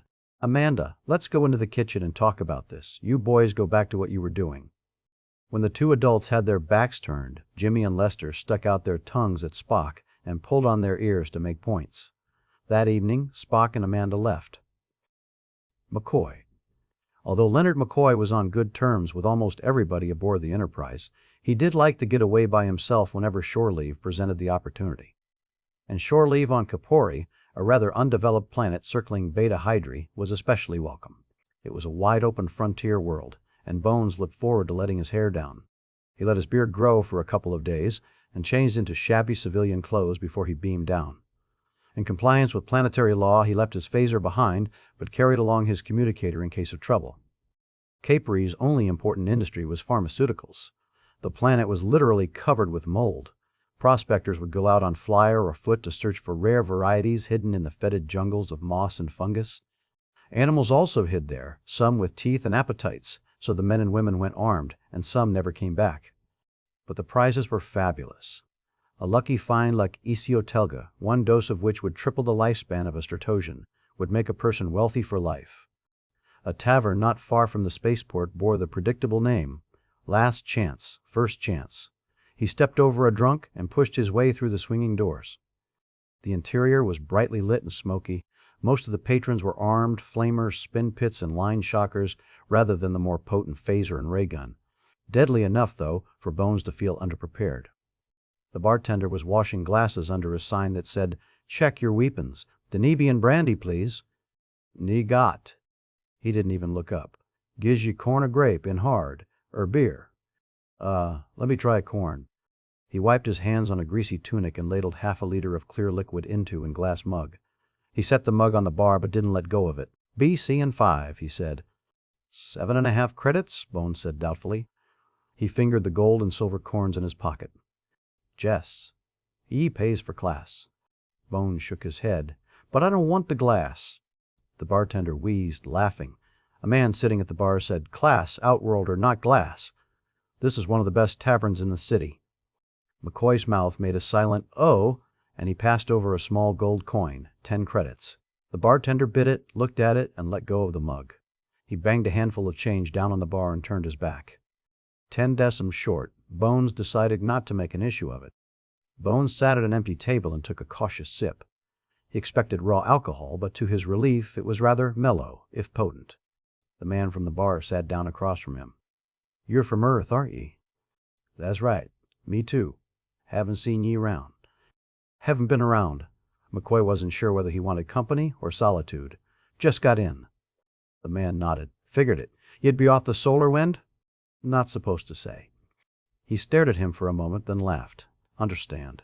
One thing sure, you ain't one of those boy heroes, that heavy cruiser up there. Bones smiled. Might be. Sure. He laughed again. Me too. We won't tell anybody. He leaned forward confidentially. Take a piece of advice. He'll listen to it. You shouldn't go undressed in here. He patted the heavy flamer he wore in a shoulder harness. Be a hitter waiting for ye outside. You won't get 10 steps. What makes you think I'm not dressed? If ye got it, ye better show it. I think I'd better not. The man stared at him, rubbing his chin. If you got a phaser, he whispered, I can get you 1,000 credits for it. Disruptor, 2,000. Bones nodded seriously. But if I had a phaser, and if I were willing to sell it, and if I gave it to you, well, I wouldn't be dressed anymore, would I? No problem. I can get you anything you want in 10 minutes. I'm a dealer, licensed. Bones considered it. It probably would be a good idea to carry a weapon if only to avoid trouble. Could I buy something even if I'm not selling? Sure. I got flamers, arresters, tangle guns. How much for a tangle gun? They weren't lethal. You don't want one, not unless you got something else. Bones raised an eyebrow and smiled. 50 credits, 5 tax. I'll take it. As he said it, he realized he should have haggled. Fine. The man flicked his right wrist and a businesslike dagger appeared in his hand. He set it in front of Bones. Meanwhile, put this in your belt. He stood. Back in 10. Bones walked around the place, soaking in the lowlife. A circle of men were playing some sort of game involving 3 sticks, where large sums of money changed hands rapidly. Others were playing more familiar games with cards and dice. He looked for a poker game, but couldn't find one. A rather shop-worn woman made a pass at him, or at least an offer to do business, and Bones turned her down too politely, so she followed him around like a simpering shadow for several minutes. A supposedly blind beggar sat in a comer playing the accordion and croaking out bawdy songs. The dirty rag that covered his eyes probably hid nothing more than the bloodshot evidence of the previous day's excesses, but Bones liked the music and gave him a credit. He finished off the corn and went back to try the grape. He beat the bartender down to curse 6 450 by threatening to go to another place, and began to enjoy himself immensely. A fist fight started, and most of the clientele ignored it. Bones watched with professional interest, wondering whether he'd have to render aid, but the men were too intoxicated to do much damage to one another. After a few contusions and abrasions, they helped each other off the floor and staggered to the bar, arm in arm. The weapons dealer came back. "Here you go." The tangle gun was a large black pistol that fired a pellet that unfolded into a man-sized sticky net. A beat-up metal holster was included in the deal. Bones counted out the money and strapped it on. Know how to use it? Oh, yeah. As a matter of fact, he'd never used one before. If things got tight, though, he could be beamed up in a matter of seconds. He gave the man back his dagger. "You want to stick around this place?" "Seems congenial." "Well, there's another place nearby with girls," he said casually. "Dancers, Orion slave girls, best in the—" "Yeah, I know. I've seen them." Sudden rush of desire. Physician, know thy hormones. Rough place? Nay, not even as rough as this. Causes about twice as much. In for a penny, doctor. In for a pound. How far? Not a kilometer. If we walked together, wouldn't have no trouble. All right. He drank down the grape, which was a little sweet for his taste. Maybe they'd have Danubian brandy there. Let's go. The night air was warm and smelled of alien spores. By starlight, Bones could barely see the path they were following, down toward the town. His eyes got used to the light, and he could see a figure walking up the path toward them. "Be ready to draw," the man whispered. Bones wrapped his hand around the pistol's grip, enjoying adrenaline. A couple of meters away from them, the man made a swift grab for his armpit. Bones snapped the tangle gun out and pulled the trigger. Nothing happened. He heard a faint click behind him and knew a split second before the knife struck his back that he'd been set up. It knocked him to the ground and felt like an icicle buried in his back. Trying to ignore the pain, he breathed cautiously. No trouble. It had missed his lung, just below the plexus brachialis. Blood spreading slowly, not pulsing. If they'd just leave him alone, he would live.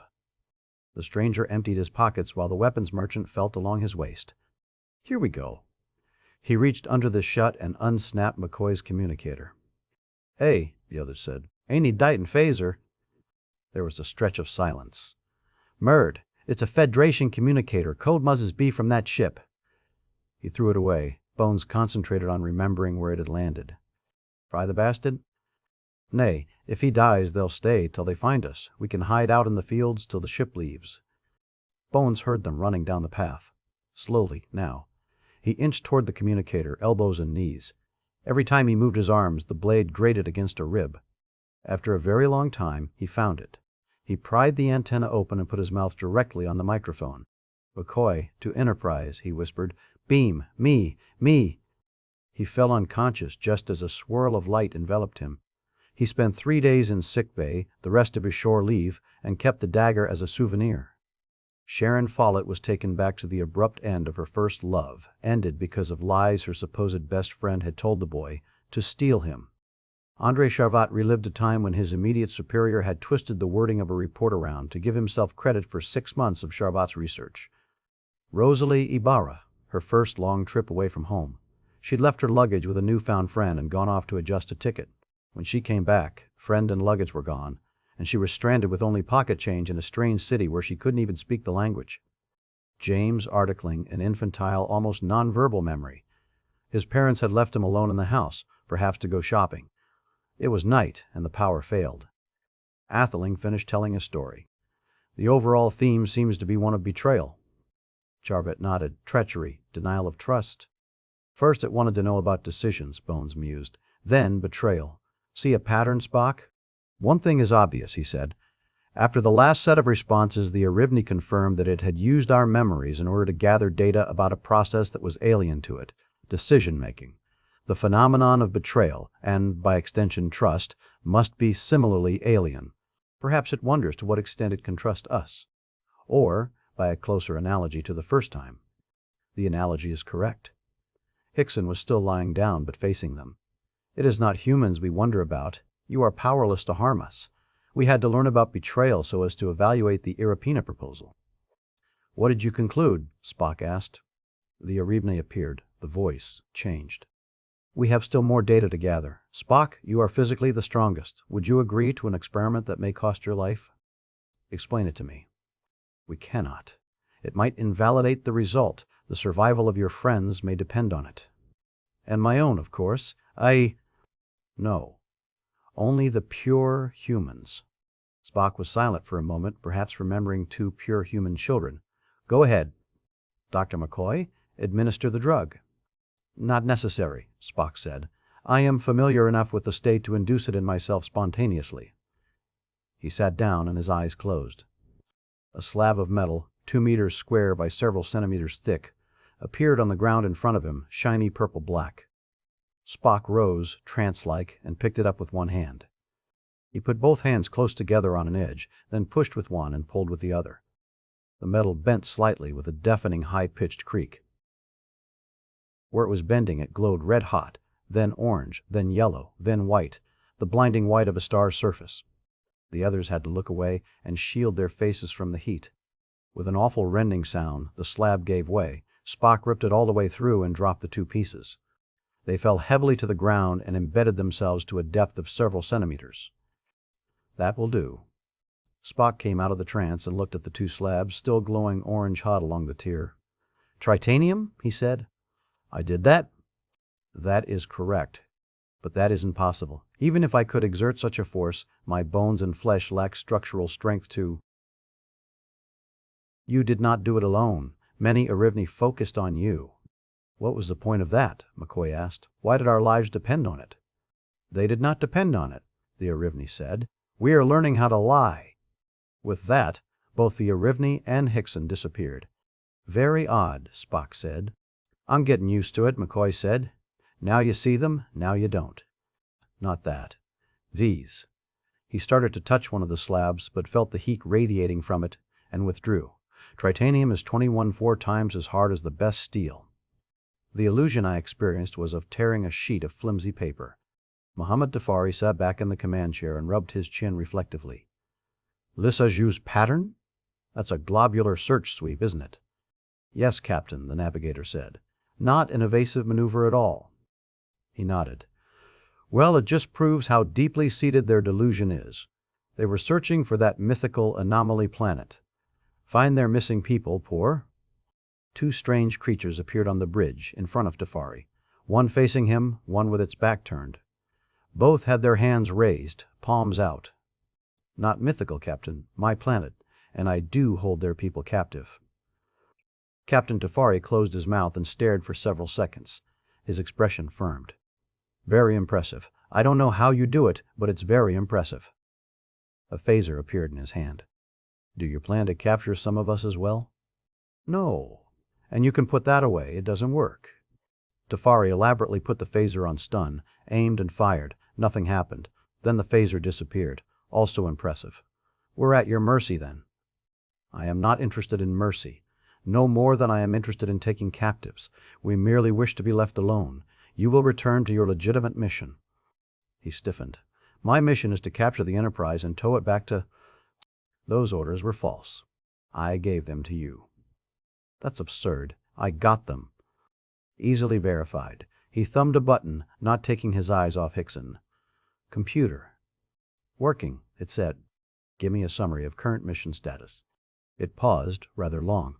Our current mission is to verify positions of benchmarks in vicinity of Starbase 13 and search for reported debris from USS Intrepid. However, our position is wrong, and there are no data concerning our progress for the past 73 hours. End it. Tabakau, get me Starfleet Command. It will not work. He's right, sir. It, not he. He turned back to the aliens. Just what do you think?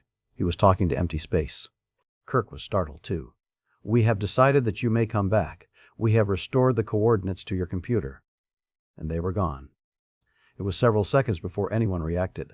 Kirk thumbed Channel B, Enterprise to Lysander. The screen lit up with a picture of Tafari. He didn't say anything.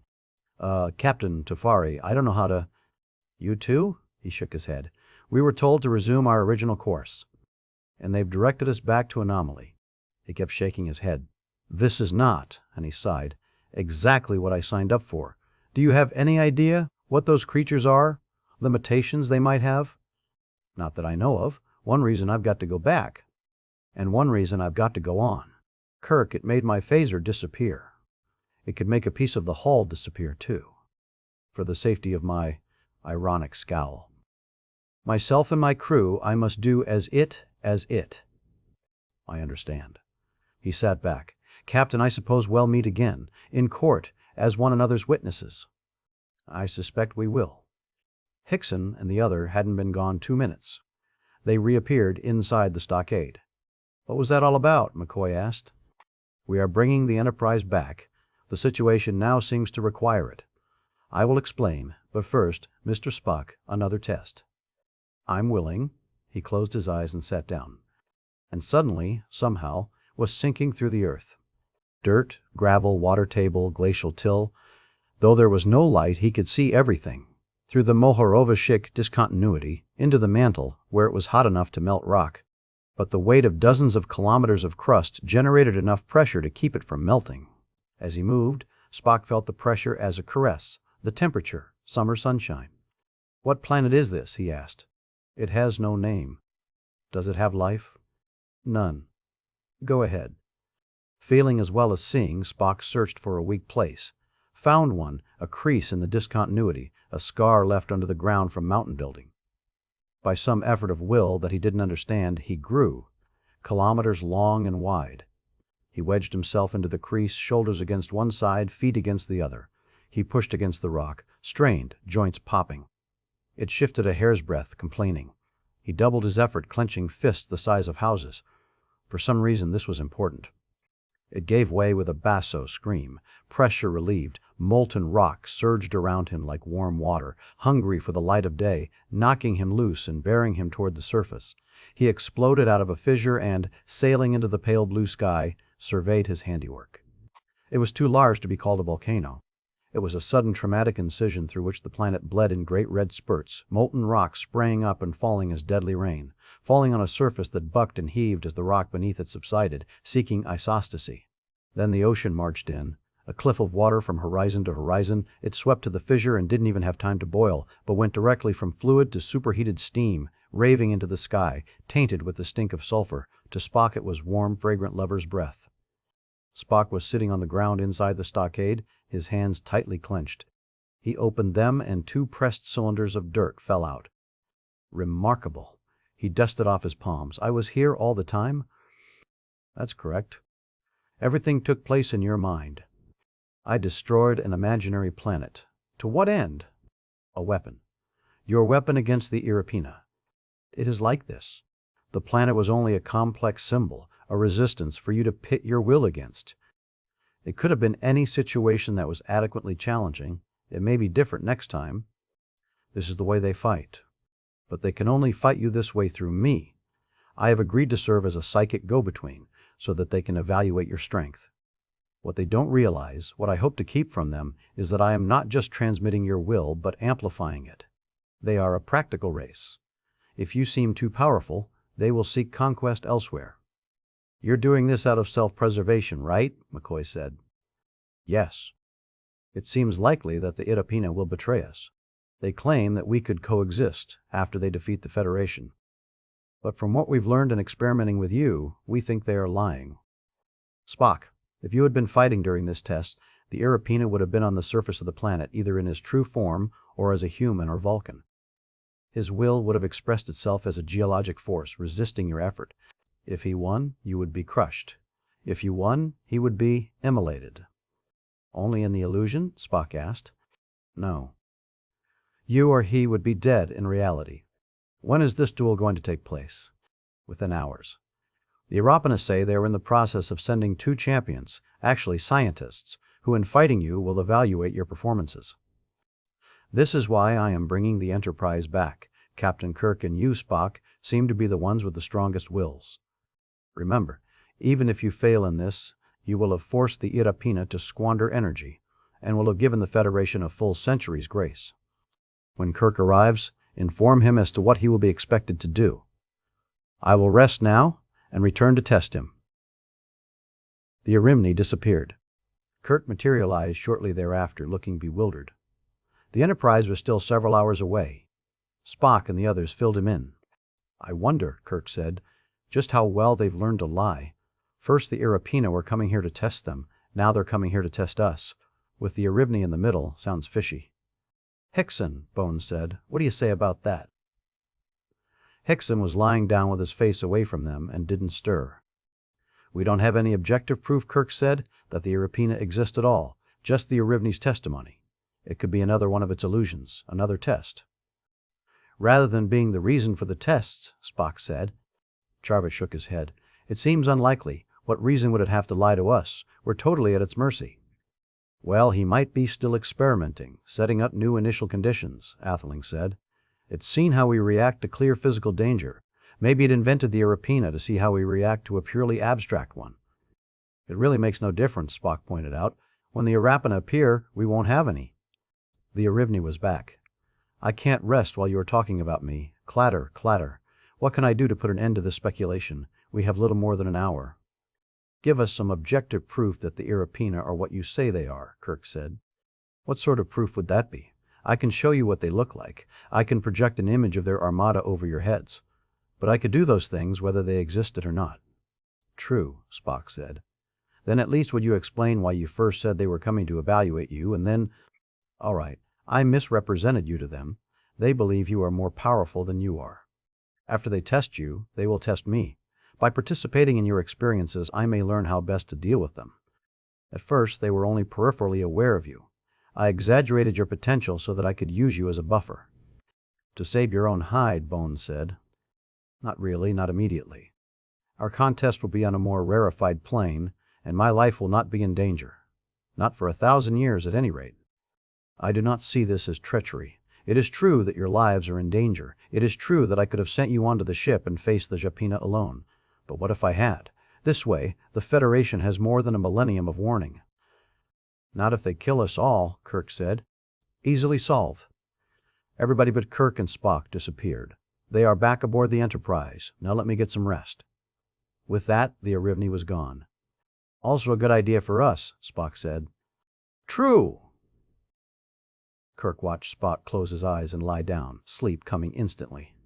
Then he spent the next hour looking at the walls, the lattice ceiling, the ground, and sweating. Kirk's reverie was broken by the sudden appearance of McCoy. The doctor shook his head violently. Worse than the goddamn transporter. Kirk nodded and checked his watch. Must be about time. I wonder what it wanted you here for. Probably wants me to give you the pills. If you dose yourself, you're practicing medicine without a license. The Erimni appeared. No, the Irapina were not frank with me. They have arrived, and there are 3 of them. Wonderful, McCoy said through clenched teeth. You have little to worry about. The 3rd is an immature individual of the organ-donating caste. It is little more than human. That's comforting. Spock was wide awake. Why weren't 2 sufficient? They will observe the contest with the young one, to orient themselves. You may do so as well if you wish. Kirk nodded. Where are they? They lack the ability to teleport over short distances. They appeared before me where I was resting, beyond the tree line, and are walking here. The drawbridge slammed down over the moat. They are here. The 3 Irapina walked into the stockade, then 4 legs giving them a strange, undulating gait. Two were as the Arivni had pictured them. The third, obviously the immature one, was smaller, and its thorax was white. Their arms moved constantly, like an insect's antennae, in nervous, irregular circles. They smelled like soured milk. "Can we communicate with them?" Spock said. "Not directly. Through me you can communicate in a symbolic, metaphorical way. That is what will happen during the contest. Are you ready, Dr. McCoy?" "I suppose." He found the bottle of pills and swallowed 2. "Good luck, Bones." He looked at Kirk and his voice broke. "See you later, Jim." It was a poker game. 7 men around a green felt table, murmured conversation, air thick with smoke, shaded lamp hanging about a meter over the action. Everybody dressed in the style of the late 19th century, the riverboat gambler romance that had always been dear to Bones.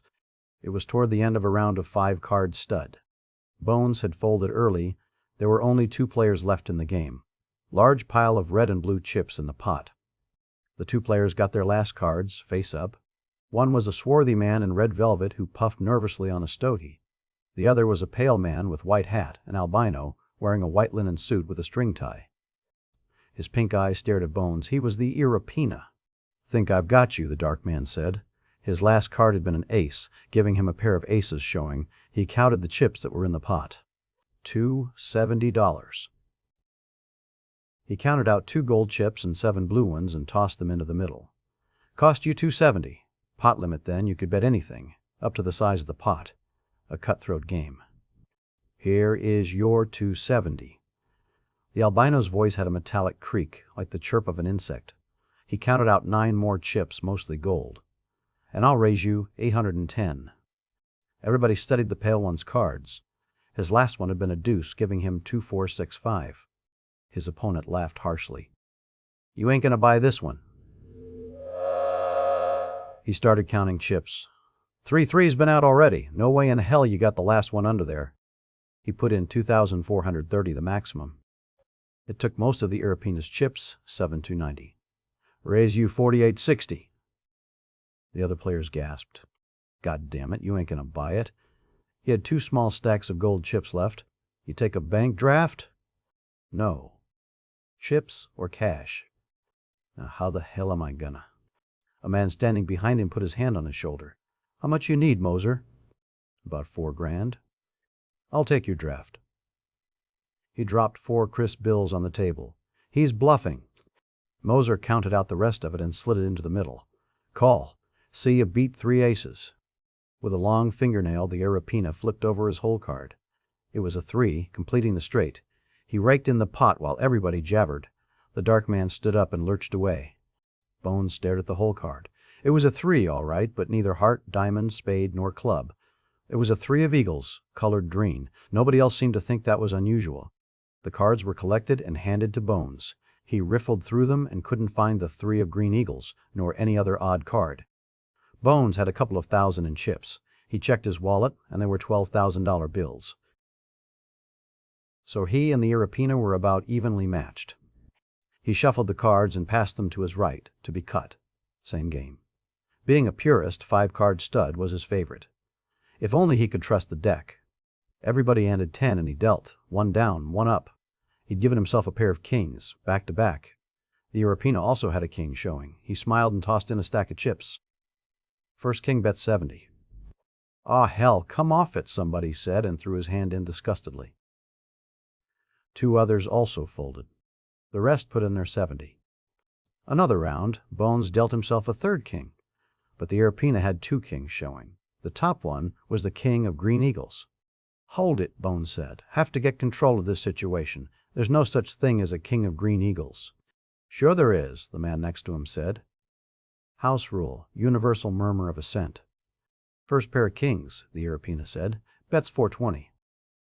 The maximum again. Bones put it in. Everyone else folded. He dealt the Irapina a card. In the air, it was a 7 of diamonds. When it landed, it was the king of green eggs. Bones stared at it, concentrating. It started to change back to the 7, but stayed. "Gonna give yourself a card?" somebody said. The deck was getting heavy and felt cold. He started to peel one off the top and realized the cards had turned to metal, keen as razor blades, trying to distract me. Small nicks on his thumb and forefinger. He took a card, 4 of clubs. Concentrating, he turned it into the king of oranges. "Boy, howdy," someone said. "This is one hell of a hand." The Irapina bet the maximum again, Bones called. He dealt. His opponent got the king of skulls. A Navy Colt revolver appeared at the Irapina's elbow. "Give yourself a card," it said. "What happens if we both have 5 kings?" he asked. "Only 9 kings in the deck," the man to his right said.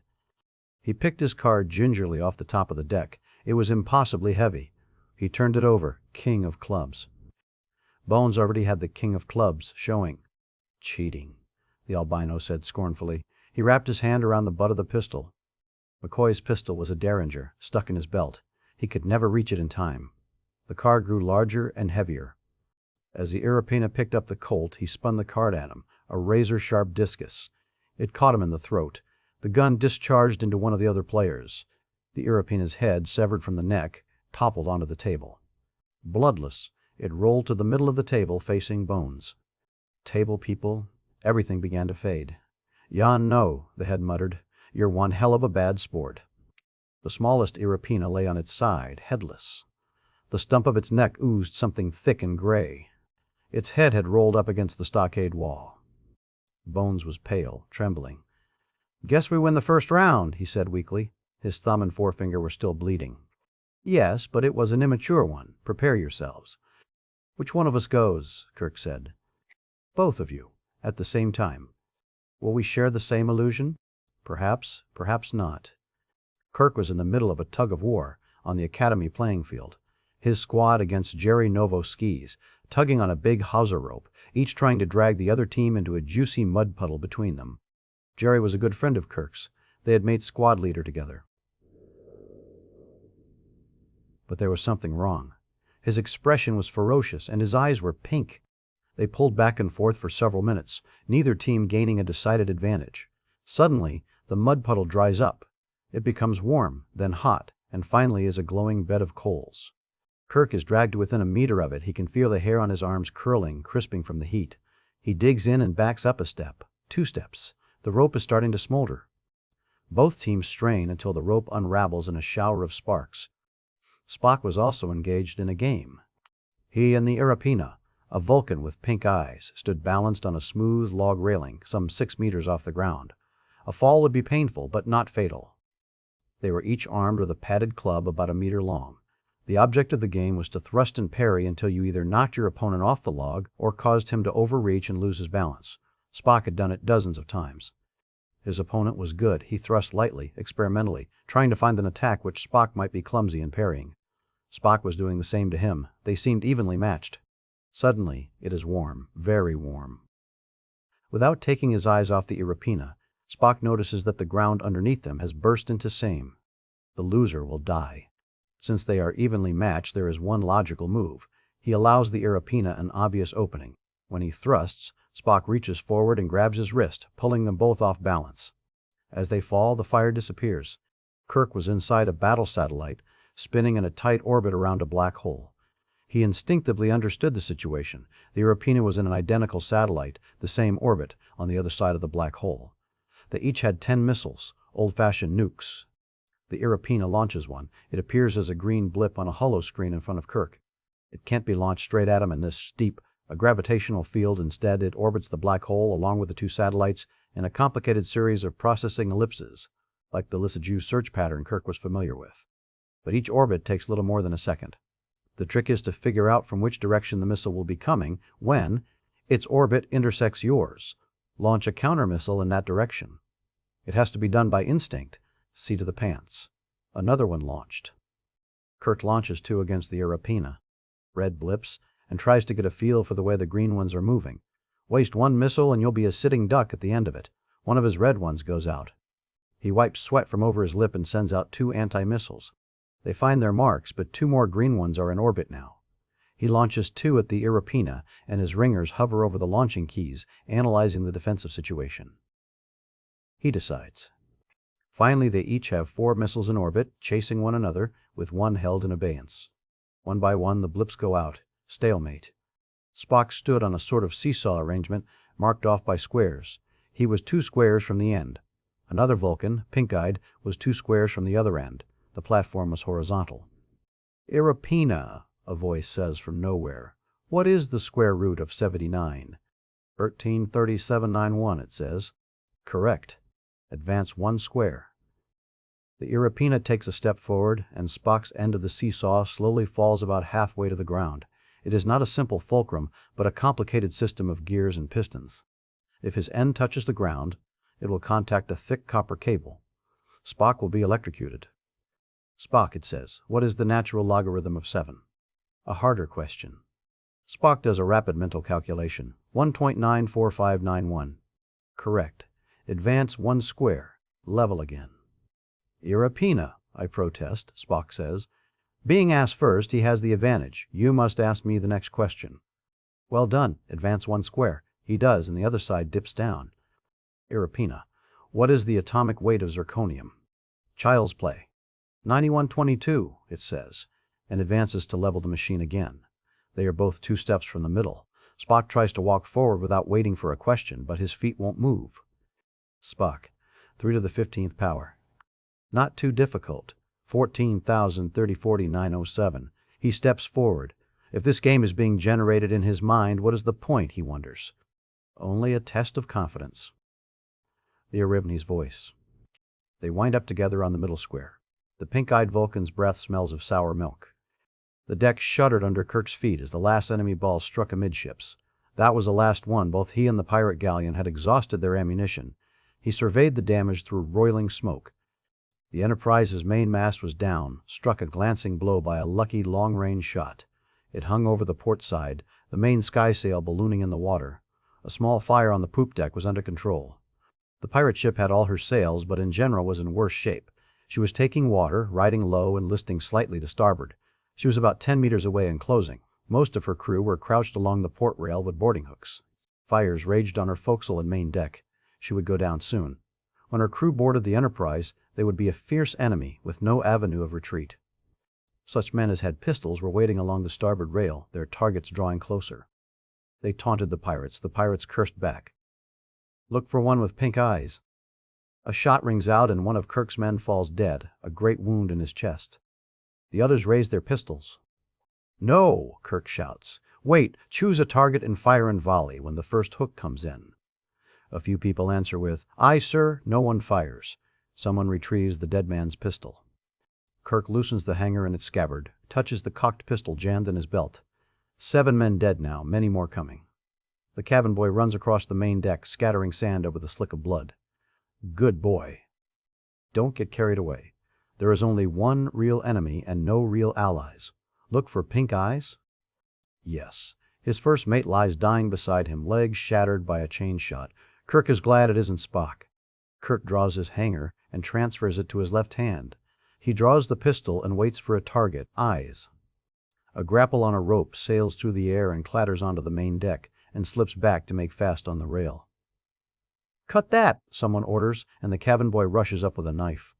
A sharp report, and a terrible sight. The boy staggers back with half his head blown away. Someone fires in retaliation. Courage, lads, Kirk shouts. Wait for the hooks. If they can't board, there'll be food for sharks. A dull boom, and the deck shifts. The galleon's tilted keel has rammed the Enterprise below the waterline. The Enterprise rolls to starboard and, obeying a shout, the pirates' hooks dip down and grasp the rail. Kirk's men fire a ragged volley, then busy themselves casting off hooks that no longer have pirates attached to them. The pirates shoot back sporadically, at nearly point-blank range now, killing 5 more. All illusion. Ignore the moaning below decks, the stink of death and powder. Pink eyes. A good try, but not enough. The pirates are swarming onto the main deck, jumping down from their port railing with cutlasses swinging. A pirate stands at the base of the gangway leading to the bridge deck, staring at Kirk with black eyes. He raises his pistol. Illusion, steady, and fires. The ball passes through Kirk and sails away. Another illusion cuts the pirate down from behind. Almost too late, Kirk sees the one swinging toward him on a rope, strung from the galleon's mizzenmast. Pink eyes, pistol raised. They fire simultaneously, to no effect. The Irapina pirate collides with Jim, and they both go sprawling. Kirk squirms free, throwing the pistol away, shifts the sword to his right hand, and swings down in a cut. The Irapina parries with his cutlass and almost opens Kirk's belly with the dagger he suddenly got in his left hand. Misses by a centimeter. Failure of imagination. If Kirk visualized it, he could have a dagger in his left hand, too. Instead, he grabs a belaying pin from a bracket under the rail. Will serve for parries. Kirk has a slight advantage. His hanger has a blade several centimeters longer than the pirate's cutlass, and he presses it. With rapid cuts and thrusts, he forces the Arapina backwards, down the gangway to the main deck. But he can't lay steel on him. The alien's too fast. Try to wear him down. Quietly in his ear. Remember, this is a contest of will, not skill. Whatever skill you have, he will automatically match. You must want more profoundly to live than he does. Through the melee on the main deck. Slice, hinge, never touching. Kirk tries not to notice as they work their way along the deck that it's strewn with arms, heads, all illusion. The Arapina backs through a standing sailor as if he were a holographic projection, insubstantial. Kirk fights his way through the same men. Is my progress a sign that my will is stronger? No answer. He works the Arapina back to the gangway that leads to the poop deck, up the steps one by one. Get him up on the poop deck, Kirk thinks, and he can't keep backing away. Nothing there but Mother Ocean. Going up the steps, Kirk notices that he has two shadows. Odd. That means there must be a double star behind him. He thought he was on Earth. Trickery, beware. The starboard side of the poop deck is still smoldering from the fire. Force him over there. The poop deck is deserted. Kirk has a feeling that all the other people have disappeared, no longer necessary for the illusion. Spock was put inside a star for a contest similar to his planet-wrecking exercise. He had a limited time in which to cause the star to explode, go nova. The Arapina would be resisting his efforts. He had about 10 minutes. Then he would slowly lose his invulnerability to the awesome heat and pressure inside the star and would be destroyed. There would be no stalemate in this situation. Fortunately, it was a double star. All natural novae start as double stars. Still wondering about the double shadow, Kirk maneuvers the pirate toward the smoldering part of the deck. No flames, but here and there the oak decking glows dull red. The pirate steps on a hot spot and jerks his boot away. Then his image shimmers, glows, and changes. It takes on its true form, insectoid centaur. It no longer has cutlass and dagger, but parries well with its two chitin-hard arms. Is this fair? Kirk wonders. The Arapina seems to have great resistance to heat. It's standing directly on the glowing coals. Kirk, Spock, beware. The two Arapina are collaborating. Off the stern of the Enterprise, the other Arapina floats in a launch. Incongruously, it also has its true form. Spec's star is a red giant, with a close red giant companion. He sees a way to make it explode. The massive companion causes tides on the surface of his star, similar to Earth's lunar tides. The star, though, being elastic, is pulled out of shape, a huge spinning egg. The gas that makes up the star is very turbulent, not only on the small scale of boiling and bubbling, but on a large scale as well, great masses of gas moving nervously around inside the star. This gives Spock a way to make it explode. He knows that some very hot stars exist on the verge of being blown apart because of radiation pressure. The nuclear furnace in the core of the star blasts out so much radiation that it threatens to blow away the star's outer layers. His star is too cool for radiation pressure to be much of a factor in its stability. The core of it, where he now floats, is preternaturally hot. It has to be for atomic fusion to go on, but the atmosphere above it is too deep, too massive for the radiation pressure to push away. So his plan of action is to take advantage of the star's natural turbulence, travel up toward the star's surface in a straight line, deflecting the masses of gas as they approach him, riding a beam of hard radiation. Eventually, the radiation pressure will be greater than the weight of the atmosphere above him. It will blow a planet-sized hole in the surface of the star, for Spock is himself planet-sized here, which will upset the system's equilibrium. The star will go nova. He starts swimming up. Naturally, he goes at a right angle to the direction of the star's companion. This is the shortest distance to the surface. It's hard work, since down this deep the star's gases are compressed so much that they are denser than metal. But he thinks he'll succeed, with time to spare. Kirk, Spock, beware. The two Arapina are collaborating. What are they doing? Push! Push! They are both with Kirk. Kirk is bathed in sweat. The Arapina doesn't attack, seems content to stand there and parry. Why is his back hot? The sun. Suns. Didn't seem that hot earlier. All 3 are on a planet orbiting the star you are working on. Then all 3 will be killed when it novas? Push, swim. They won't let it nova. Once the explosion begins, they will work together to restore equilibrium and will probably succeed. You will have to start over. But the initial explosion, that will be enough to kill Kirk. They are less affected by heat. This is all illusion, Kirk thinks.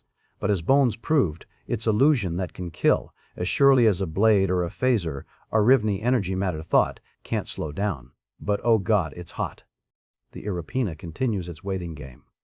Wonder how Spock's doing. Push, swim, pause. So if I succeed, Kirk dies. That is correct. Remembering Panfar. You've killed him once before, Spock, so either way, there will be one of us against 2 of them? Correct. Spock juggles logic, morality, and a vestige of an emotion he might deny, love. It will be Kirk. He stops swimming and sinks back into the nuclear furnace. From McCoy's point of view, the conflict was very subtle. Kirk and Spock sat on the ground, eyes glazed, twitching slightly. The 2 Irapina, likewise, stood almost motionless. Then, evidently, it was all over. Kirk staggered to his feet, followed by Spock. The Irapina began moving their arms in circles. Kirk, what happened? Where's the ship? The Irapina declared the contest invalid. Spock broke the rules. He stopped striving, but in triumph, not in defeat. He gave his life for yours. This is not allowed. Spock? The Vulcan averted his eyes and nodded. The Irapina began undulating toward them. Beware, they propose to decide the contest here, on a level of purely physical violence. Kirk shook his head, trying to clear it. He was still in a dread fog. One Irapina charged him. Groggily, he raised an arm to ward it off. It grabbed his arm and threw him across the stockade.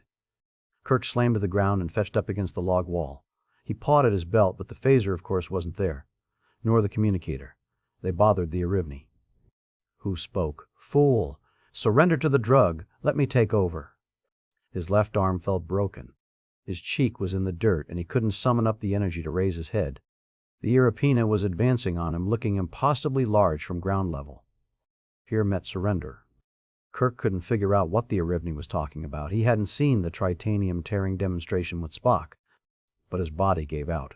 Even with the monster thundering down on him, he closed his eyes and had a short dream. He was sitting at a table. An ant walked toward him. For some reason it bothered him. He picked up a matchstick and used it to flick the ant away. What Bones saw was Kirk calmly standing, tearing the stockade fence apart with his bare hands, holding the biggest log like a baseball bat, and swinging at the Irapina, knocking it unconscious. Spock did the same thing on the other side of the stockade. Bones had to do some fancy footwork to avoid the chunks of roof as the structure collapsed. The Irapina lay still on the ground, covered with rubble. After a few seconds, they faded away. "We have succeeded," the Irivni said. "The Irapina were also unsuccessful with the Organians." "They didn't realize you were amplifying our strength?" Spock asked. "No. I made them think that I stood in a servile relationship to you and to them as well. They couldn't understand a translator in any other terms, so they had nothing but contempt for me." Kirk sat on a log, ghostly pale, his right arm cradling the broken left one. His eyes were red slits. "What happens now?" "The Irapina will change course slowly over the next few centuries. They will go through the Orion Arm and eventually invade the Romulan Empire. I assume they will test the Romulans as they did us." "I'm sure they'll get along well together," Kirk said. "Bones, do you have a pill?" "Close your eyes." He did, and the left arm straightened out in front of him, healed. "I could get you a job," Bones muttered. "The Enterprise approaches orbit. I will send you there. When you leave, I will again erase any record you have of my planet's position. I ask that you not try to deduce it. Our races will not be able to meet again, to mutual benefit, for a long time." "I'm sorry you feel that way," Kirk said. "Please." Clatter, clatter, and everything turned to a shower of sparks. Captain's log, stardate 6142.4T. Fortunately, the Lysander's subspace radio resumed working as soon as ours did. They could partially corroborate our story. At least they won't be waiting for us with straitjackets. Scientists on Starbase 4 may be able to detect the Irapina fleet as far away as that because of the great mass of their vehicles. I confess I will be relieved if our experience can be confirmed by an outside agency, one too far away to be influenced by the Arivni." He finished the log transcription and stood up. "Mr. Sulu?" "Right away, sir." 5 minutes early. That was unusual. He zeroed his console and locked it. Took the bridge. Kirk nodded to Spock, and they walked to the turbolift. Bones had asked them down for a drink before mess. McCoy had broken out his last hoarded bottle of Danubian brandy. He could stock up again at Academy. He offered a toast. "Well, here's to poor old Huron." They drank. Spock wasn't affected by the alcohol, of course, but he found the flavor interesting. "I don't think that we should pity him," Spock said. "If my own experience is any indicator, he's living more intensely, more confidently than any of us ever will again." Kirk nodded slowly. "I learned something," Spock continued, "about myself, about power over the physical universe and power over people." He glanced at Kirk. "It's difficult to put into words. Difficult even in Vulcan." He had tried to write it down the night before. Kirk knew what he was talking about, though he hadn't attempted to record it. In fact, had tried not to think about it. On the bridge deck of the good ship Enterprise, in the smoke swirl and battle clamor, salt air mingling with the stench of death, men standing fast and obeying him even to their certain death, he had learned something ruthless about himself. Why he lived for the joy of command. Why anger or fear could make his blood sing and pull the corners of his mouth into a smile. "I suppose you're right," Bones said. "I got something of that in my poker game. In fact," he looked embarrassed, looked at his feet. "Last night I tried to recapture it, put myself under hypnosis and made a recording." "How did it come out?" Kirk asked. "Nothing much. I can remember more of it while I'm conscious. It's a pity, a damn shame. If we could get an objective record, personal fantasy so realistically amplified, it would be invaluable data for human psychologists. Vulcan, too." "True enough," Spock said. He stared at the brandy's sparkling surface and remembered the glory of swimming through a star and the different glory of surrendering to it. But a lack of data is not the same as no information.